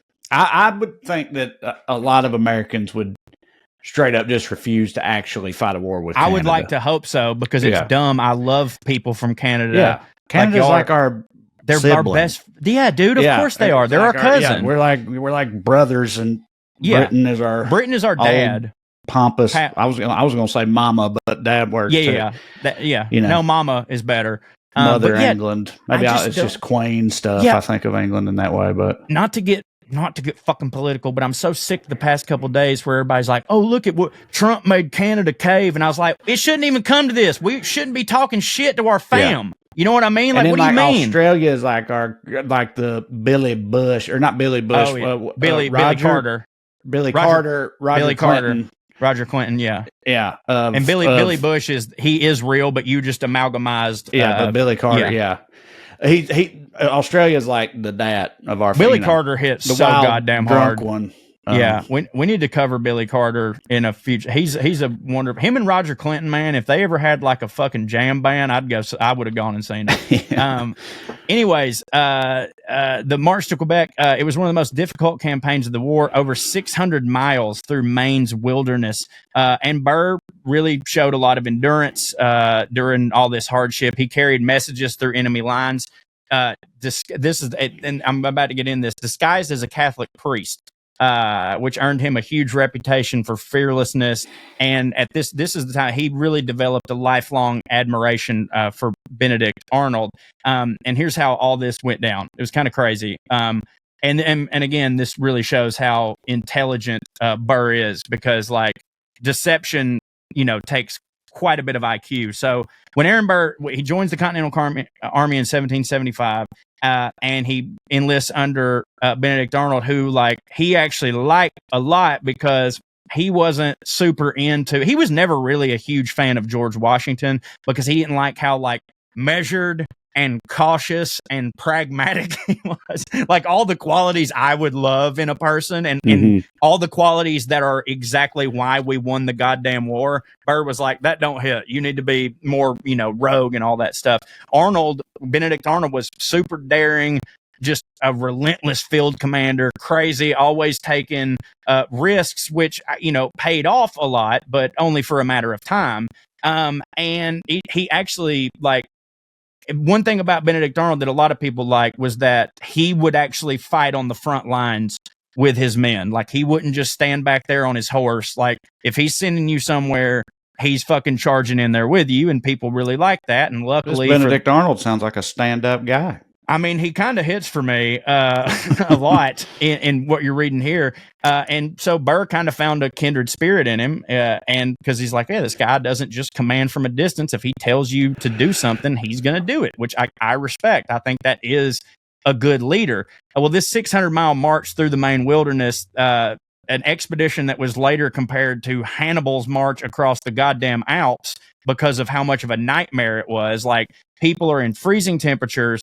They're starving to death. Of course, they've all got disease. They're exhausted, no condition to be in to fight.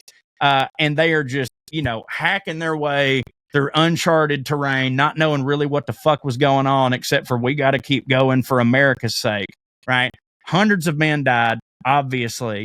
Hypothermia, malnutrition, all that stuff. And several just left. They were like, dude, fuck this. If this is what we got to do, I'm not in. But Burr was super resilient. He endured, and not only endured, but really prevailed, distinguished himself as someone who could face these odds and was a true patriot and would do anything for his cause. He's a natural leader, a survivor. Benedict Arnold recognized his exceptional qualities, and he starts favoring him for like all these super dangerous assignments, which is funny to me. It's like, you do really good, and they're like, oh, we're gonna fuck you up with some real dangerous shit because you hit so hard, you know. That's the way everything works. It's also does. Like if you don't hit it doing something, they'll stop asking you to do it. Yep. Which hits for the person who don't want to be doing it in the first place. Right. You know what I mean? Like some people in some jobs will fuck off and sort of suck at it on purpose because they know that they'll just not have to do it. And then if you hit at a job, your reward is having to do more of it. Same money. Yeah, right. Because that's the thing. That's just kind of a fundamental law of the universe in that way. And it is bullshit. It is bullshit because, like, yeah, I've heard that a lot too. They're like, you know, don't do any more than what your job requires, because the day that you do, that will now be the bar, and you have to do it like that, and you're not going to get any more money. You know what I mean? But you know, of course, here though, when you're talking about military leadership and stuff, like, you do move up in the ranks, and obviously if you're somebody like Burr who has like political aspirations, like, it does end up coming out in the wash. You're not just a fucking middle manager at goddamn Hibbett Sports, you know what I mean? No offense to anybody who is, but like, whatever. And like I said earlier, one of his boldest moments, Benedict Arnold entrusted him basically suicide mission, disguising himself as a Catholic priest to slip through enemy lines, gather intelligence from Quebec, which Quebec was firmly under British control, basically impenetrable, and anyone caught spying immediately executed. No fucking trial, nothing. Like, you either get shot, you get hung, you get a bayonet through your throat, whatever. But Burr pulled off the disguise flawlessly, slipped past all the guards, got all the vital information, got back safely to Benedict Arnold's camp. And this act becomes legendary among the fellow soldiers. Like, everyone's like, dude, this dude Burr, man, he don't give a fuck, son. Like, he's so good at deception. He be lying, he be cheating. You know, surely when he becomes a politician, he won't remain that way. Like, it's only for here, you know. And Benedict Arnold loves him, moves him up in the ranks. When the Battle of Quebec's over on December 31st, 1775, it ends in complete disaster for the Americans. Like, please don't let me, by everything I've said, for you to assume that this went well. It didn't. Benedict Arnold is fucking shot up all to hell. There's a dude named General Richard Montgomery. He's killed. And Burr, like, all this is happening, but Burr's like, I'm not retreating. Fuck you. The British are just firing down on everybody. And it's like, everybody's like, dude, this is over. And Burr's like, I don't give a fuck. Not only that, like, Richard Montgomery was killed. And Burr, during all this British shooting and stuff, Burr, like, puts Montgomery's body on his back and is like running through the battlefield because he's like, he deserves a proper burial, and like, everybody's shooting at him. The bullets are just Gump like style. Forrest exactly. Him and Bubba. Forrest with Bubba style. Except Bubba was dead. Bubba was dead. Yeah. If Bubba was dead, yes. But this is one of them things too where me and you talk about, where like, I'm reading this and it's like, no, dude, there's no fucking way. And it's like, yeah, there is. That's why we know who Aaron Burr is. You know what I mean? Because like, that's what everybody was talking about it later. Like, all these, George Washington ends up hearing about it. It's like, dude, this guy, like, we were down, and all this guy gave a shit about was making sure that General Richard Montgomery's body didn't get lost to the British soldiers, and that he got like a proper burial. So it's a catastrophic loss overall, but everyone then sees Burr as this hero, and Burr and Benedict Arnold themselves, like, they looked at it as like, yeah, technically military terms, this was a loss. However, if you look at it from like a motivational tool, or like our spirit, it's like, we just proved that like true leaders under adversity, whatever, like, they don't break, they adapt, they endure, and they live to fight another day, and they don't fucking quit. And that's something that we can use later on in this war, right? And Burr moved on to several other military assignments, and he loved Benedict. He always had a soft spot in his heart for Benedict Arnold because he believed in him. He thought he was a great leader. However, like, even before his betrayal, like, a lot of people in the Continental Army, this is like, Burr was like one of the only dudes that liked him, because everybody else was like, this reckless son of a bitch, is gonna get us all killed. He's gonna get everybody killed. Like, he just don't give a good goddamn. It's like he's fighting a war just to get pussy. You know what I mean? Like, he don't really even care who wins or whatever. He just wants to look like a badass. He's insubordinate. He's way too ambitious. But like, all of that describes Burr. So he's like, I mean, I just fucking like this guy. And then in 1780, Benedict Arnold defected to the British, which he was defected to them when during the surrender of the key fort of West Point, which was in exchange for, he did this in exchange for money and a commission in the British Army. And like this was a huge deal, man. Like, obviously we've seen it in movies and we know that it's a big deal, but like, I mean, I kind of can't even give you an example of what I think this would be like today. You know what I mean? Like, what we would, I don't know. Like Mad Dog Mattis being with the Russians or something like that. Like, you know, I mean, I don't even know if that's good. Like, we just ain't seen some shit like this. I think there's plenty of generals that we've got and have had in recent years that if it was literally proven beyond doubt that they're working for the Russians, we'd be like, sure, yeah, it checks out. Without question. But Benedict Arnold, though, it didn't end up hitting for him, right? He goes like, he ends up like the Brit. He does all that, and then afterwards the Brits are like, you know, he's a bit of a traitor, right? Isn't he? Yeah, like he did. Right. They didn't respect him because it's like, you know, it's like, well, hey, if he did that to them, he might do it to us again. What if he's a double backstabbing son of a? He thought he was going to like join British high society and be hot shit and stuff, but they were just like, no, you ain't it. And he kind of died. They used him, lived and died in disgrace, I reckon. So for sure. And I mean, dude, that's why you ought not do that. You should not do that. Like, either fight for the people you were fighting for, or just quit fighting. Don't go you know, because like, yeah, like the thing about back then was, and you see this in the show Turn, it's like they would catch a traitor, and instead of executing, they'd be like, well, now you're a double agent, so we know that you're a traitor. And I'm watching that going like, how the fuck you ever trust this motherfucker? Right. Like, how do you know that they're not, then go tell this person, hey, by the way, they're doubling me, so now I'm a triple, you know? It's also a pretty big storyline in that IRA show I was talking about earlier. Say Nothing. They deal with that a lot too. But I look at it as like, you know, I know people make mistakes or whatever, but it's like, if you are married and you cheat on your wife or you cheat on your husband or whatever, it breaks up your marriage, and then you get married to the person that you cheated with, right? Both y'all, the whole goddamn time, are going to be like, when you going to do it to me? Because we know we both will. Right. Like, we loved that woman. I loved that woman, or I wouldn't have got married to her. So like, I know that you're capable. Why would I ever trust you? And I feel like that's the deal with, you know, Benedict Arnold. But Burr never, like, everyone felt betrayed by Benedict Arnold. Like, George Washington literally cried, you know, like fucking, and obviously his name became synonymous with treason, and that still exists today. Like, there's so millions of people who have called someone Benedict Arnold that don't even know who the fuck Benedict Arnold is. Like, they just know that means you're a backstabbing piece of shit. Alexander Hamilton, you know, demanded like that he was murdered immediately, all this stuff. Everybody hates him except for Aaron Burr. Just didn't say a goddamn word. He was like, I get it, but like, that was my boy. So like, he literally never, every single other founding father or whatever publicly denounced Benedict Arnold, but Aaron Burr never did. And it's kind and like, I don't know, there's like, listen, he was cool to me. I mean, but dude, me and you have that. Me and you do that. I've always sometimes. I was like that with JD Vance for a long time. Before I finally was like, okay, all right, y'all are right. He don't hit.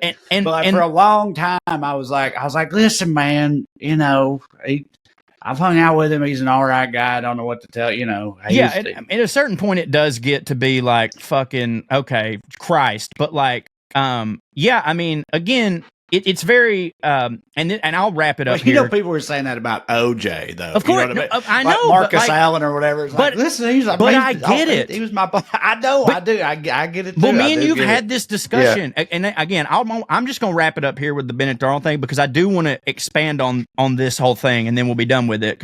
But like, I do get it. Me and you've had this conversation before where it's like some celebrity will do some shit and they'll be like, God damn, can you believe that their celebrity friends are still standing by them? I'm like, because you're saying it celebrity friends as if that's a different type of friend. It's their friend, right? And I'm like, I'll put myself in this position. If Trae Crowder was accused, not we know he did it, not fucking convicted, accused of some of this heinous shit, I can go ahead and tell you right now, I wouldn't believe it. And there's nothing you could, I mean, I would literally have to be in that courtroom and see the fucking evidence because I know my boy. That's my boy. And I wouldn't be friends with someone who would do that. Therefore, he ain't do that, right? Then there's the other part where I go, but even if he did, I mean, hell, that's my dog. Like, I'm not going to go out on some soapbox telling everybody, like, everybody should forgive him. He shouldn't even go. But, like, I probably just won't say shit. I'll be like, well, fucking holler at me when you get out, dog. You know what I mean? I feel like people kind of make an allowance. I mean, some people don't, but a lot of people make an allowance if it's like a sibling or something like that. Right. What's the difference? But that's what I was about to say. But it's like with the Cuomos. Remember the Cuomo had all that sex stuff and he pleaded Italian or whatever. He's like, I'm not a pervert. I'm just Italian. But anyway. And then the other Cuomo, I think Depardieu did that. But I think he might have pled French one time in some of his cases. It's the best defense he had in his disposal. But the other Cuomo, like, went to bat for him or whatever else and something. And I was like, well, dude, it's his fucking brother. I mean, like, what do you expect him to do? You can, it should I defend my sister to the death. Right. It's no different with like friends and shit, or at least or again, like, not be. Even if my sister did some heinous shit, even if I didn't defend her to the death, I certainly would just, at the very least, keep my fucking mouth shut and not rub salt in the wound or whatever. Years ago, I said this on the Well Read podcast, but years and years ago, Buster Keaton never rolled over on Fatty Arbuckle when he was going through all that shit. That's right. Buster Keaton stood on business the whole time and was like, Fatty ain't proved right. Shit. Fatty's my boy. He wouldn't do something like that. It seems that he's been, vindicated by history for that. So, I mean, I do believe that there is something to be said about people who stand on business. Now, like, it's different if you were to be like, OJ's my friend, and that bitch wasn't shit. He should have killed her. You know what I mean? Like, that's different than just being like, that's not the man I knew, or like, yes, he made a mistake. Obviously, I'm not condoning it. However, this man has been in my life for 40 years, and I'm going to continue to have a relationship with this person because I love them. And again, like, if they were blood related, you wouldn't question it at all.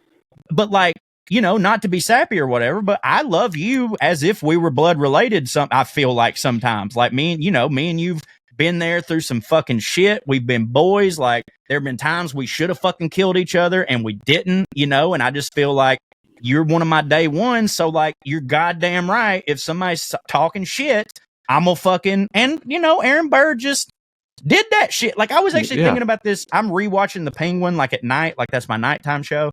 And I've been thinking about like how good of a job the writers and Colin Farrell does at humanizing the Penguin and making you sort of root for this fucking guy, like with just some of the dialogue and stuff, like little things that humanize him. Like, he'll go fucking shoot someone in the head, right? And then 2 seconds later, he's in the car with Vic, and he's like, "Hey, when you go to the 7-Eleven, did you ever, mix the drinks together? There was suicide, mix all the flavors. You know what I mean? Suicide, we did that when we were kids. I'll tell you what, we had Ray Casparetti. He was the guy around town. I looked up to him. He took care of the community." And I'm sitting there and I'm like in love with this guy. I'm like, this guy has a heart, all this shit. And I thought to myself, like, if I knew the Penguin, like if I knew him, like if I grew up with him and shit, I would probably be like, hey, it's murder. What murder? You know what I mean? Yeah. And it's like, and I think about that and I go, everybody that watches The Sopranos sympathizes with Tony and shit like that. They know he's a fucking murderer, but they sympathize with him. Now, I know that this is fiction, right? But it proves a point, which is that some of these fucking people you see in the news that are accused of all this shit, if you saw them in their everyday life, got to know the minutia of their life, got to see that they were an actual person and not just the crimes they committed, you might like them. And you might be like, well, I can see how, you know what I mean? Like, you would. And if that's your friend, or your relative, you're going to go, I know they did this horrible thing, but that is not them. And all I'm saying is I don't disrespect Aaron Burr for doing that to Benedict Arnold because they was already doing a treason. He just did a second one. I know. I think we talked about that recently too. It's like it's really just the main thing with treason is whether you end up winning or not. Right. Like Benedict Arnold was British. Yeah. You know what I mean? Like he was a British guy. So I don't know. All right. Well, you got any airmail for us? I do have some airmail for us, Trae. And by the way, thank y'all for being patient with us. We've had some extra long episodes as of late. But by the way, I heard that it was hitting for people. So, there's no law that says you have to listen to these in one sitting. You can break them up. Okay. First one, subject line, Xanthippe nagging right behind. Shakespeare didn't invent this one, and Chaucer got there first. And the winner is Beetle Bomb. Xanthippe, I'm saying that right? Xanthippe. I don't know. Xanthippe is not a word invented by Shakespeare. She was the wife of Socrates. Chaucer wrote about her as well. Medieval authors who mention Xanthippe largely repeat the ancient anecdotes about her and follow the example of Xenophon and Diogenes Laertius in portraying her as a difficult wife. In The Wife of Bath's Tale, for example, Geoffrey Chaucer retells Diogenes' story of Xanthippe pouring a water jug over Socrates' head, though in his version, the jug is filled with urine. That's like Vietnamese. This portrayal of Xanthippe continued into the early modern period. William Shakespeare, for instance, cites her as a proverbially bad wife in The Taming of the Shrew. The phrase that annoys me is meteoric rise. Meteors do not rise, they fall. Good thing I did not yield to destiny by becoming an anguish teacher. I probably would have burst into flames several decades ago. Great show, guys. And that's from our friend Marjorie. Thoughts? Appreciate it, Marjorie. I mean, look, like I said, as I read that list literally off of Shakespeare.org, and we said at the time, it's like, seems like they're padding the stats. So, I don't think she was upset at us. They're the ones who claimed that was a word he invented. So you let them know about it, And also, we must give this disclaimer every week. Come here not for to learn, come here for to hit.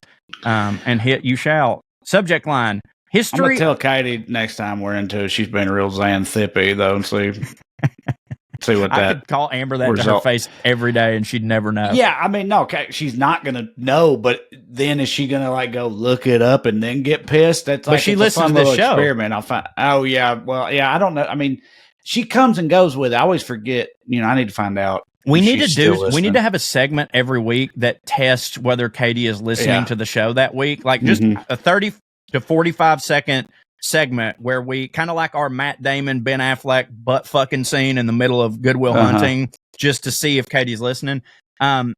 Subject line, history of the C word. I mean, I had no choice but to click on this.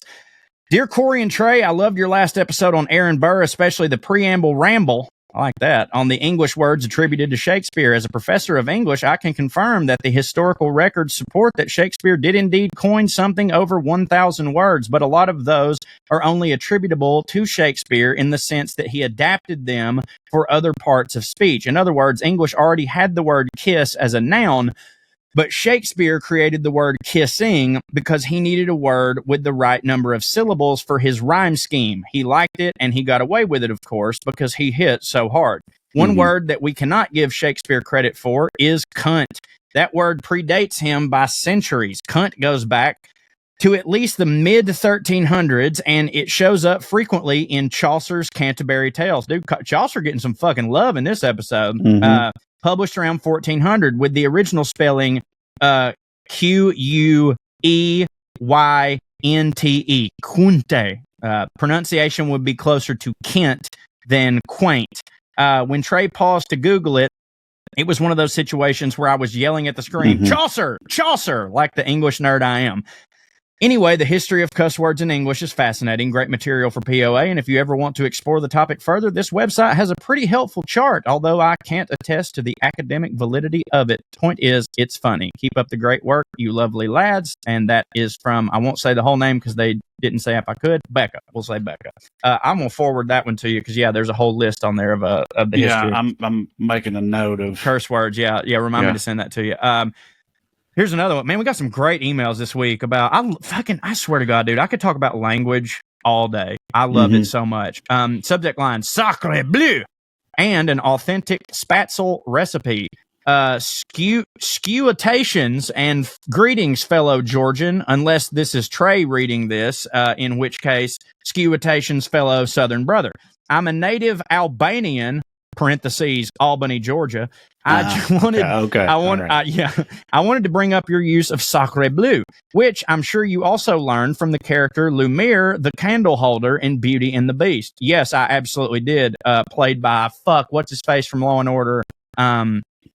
Look it up. Look up Lumiere. I can't.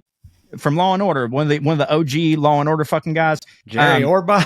Orbach, yes, it's Jerry Orbach. Jerry Orbach is Lumiere. You didn't know that? Have you never seen the behind the scenes of him and Angela Lansbury doing the singing and shit? Orbach's just fucking straight up murdering, dog. He's Lumiere. You didn't know that? No, I didn't know that. Dude, Orbach, man, I love that motherfucker. Probably knew that. She's a big Disney and Law and Order person, so she probably knew that. I love Law and Order, but I have to watch the ones with Orbach like that. It don't work without him to me. Like, it has to be Orbach and Munch. And just knowing that he was also that candle, and maybe we'll play it on next week's episode. Like, him and Angela Lansbury did that song like together in the studio, and it's one of the fucking cutest things you've ever seen. And also, they're just pros, man, just fucking murdering it. The candle holder in Beauty and the Beast. That phrase has an interesting origin as Sacre Dieu. Dieu, which means holy God, which is considered profane in French. Check it out. Pretty interesting. My main reason for writing is that my wife is half German and has a fire authentic spatzel recipe I can send you. The secret is nutmeg. By the way, the secret nutmeg is also the secret to a really good fettuccine Alfredo for anybody curious. Not a lot, just a little bit, and it gives you it's changed my fucking life. It's pretty easy to make and is way better than any box. So stay fancy. Fuck the oligarchy and stay fancy, motherfuckers. Thank you, Big Kev. Appreciate that. A couple more here. Subject line, Hamilton musical from a different perspective. Love the show. Thank y'all for consistently great listens. You alluded to Hamilton being a bit of a punk, and on my second watch of the musical, I watched from the perspective of Burr as the main character. I think I heard this suggestion on the Flophouse podcast. Very good podcast. It turns the whole thing into a different story. It shines a light on someone consistently trying to do the right thing, and this Hamilton fella getting in the way at every turn. Couldn't agree more. Thank you, Mickey. Couple more here, but they're so good this week I had to read them. Subject line, racial slurs / British newspapers. Hey, Trae and Corey, as a child born in the 50s and an ignorant Canuck boy who was raised in a basically secular household whose father was the son of a preacher, as a result, he was an avowed atheist throughout his lifetime as a result of a country bumpkin upbringing, a mother who was raised as a Catholic, who bore 5 children, much to her chagrin, and the lack of basic birth control. Ever hear about the rhythm method? It don't hit. We recently discovered she had another child by another boy at a young age and had to put up for adoption, we assume. So, fair to say, I had a decent lower middle class as a free-range child of the prairies and mountains during the summer. Yeehaw. God damn. There were, however, issues, and this is where the background concerning racism comes into play. In school, I had friends from every type of ethnic and family backgrounds, rich and poor. We used the terms that would be frowned upon in today's world. My friends and I, of every background, no matter from where, described each other not always by their proper names, but rather by their ethnicity, as in Tony, Italian by birth. My best buddy to this day was commonly referred to as a WAP. Andy was the Polak. I was the cracker from my indigenous friends. We didn't think anything was wrong with it, because it ain't. Right. Now this, you're all buddies. Who cares? Now this doesn't happen ever, and because of time and growth, both socially and personally, it is the furthest thing from my point of view that we should ever tolerate. Mind you, I still call Tony a whop to his face. Dude, I hear you. Fuck the Italians. To this day, and he is fine with this, as I am, cause it is just now a strong term of endearment that we both love. Now on to British newspapers. Try listening to a podcast called The Paper Cuts, available on Apple. They read the headlines with humor and commentary that you both would understand. As you've been to Britain, it is twice a week and worth a listen. Love you like chicken. Skew Pat. That's fucking hilarious. I've grown to know better, and I would never. I mean, Tony's still a wop. Yeah. You know what I mean? That fucking guinea prick. I'm never letting that shit go. His name's fucking Tony, for Christ's sake. What are you going to do? So I'm supposed to not call him a wop? Right. All right, last one. End your, all caps, end your sentences and prepositions. And for fuck's sake, split your goddamn infinitives. Hey, dudes, I will die on the hill of it being perfectly fine to end sentences with a preposition and also to split infinitives. To boldly go is split. Unsplit would be to go boldly. The reason we have these rules in English is because back in the day, snooty grammar scholars wanted to codify our train wreck of a language. They looked at what was considered the most perfect language, Latin, to do this. In Latin, it's impossible to end a sentence with a preposition. It's also impossible to split an infinitive in Latin because infinitives are one word. You can see this if you've ever taken a Romance language like Italian. To go in Italian is andare. Boldly split andare, I dare you. More interesting than all of that is when you learn about things that we do without giving it a second thought. At the risk of sounding like a braggart, I have a BA and an MA and a JD. Okay, I know what a BA is. MA is a master's. What's a fucking JD? Juris Doctorate, maybe. I think it's law school. Okay. I think. I might be wrong about that, but I think that's what it is. I have had an unnecessary amount of education, but I didn't know about the order of adjectives until a few years ago. I don't even know that. It still blows my mind. The way we order adjectives in a sentence follows a hierarchy. We don't learn about it because it feels instinctual. It's one of the hardest things for non-native speakers to learn. I'll provide a link at the bottom that will explain it better than I can, but here's an example. The big green slimy worm sounds good. The green slimy big worm sounds bad. That's true. That is true. That makes sense to me. I'll end it all my best, Meg. And by the way, you can absolutely start sentences with a conjunction like I did in the marked sentence. It's clear and concise. Do it.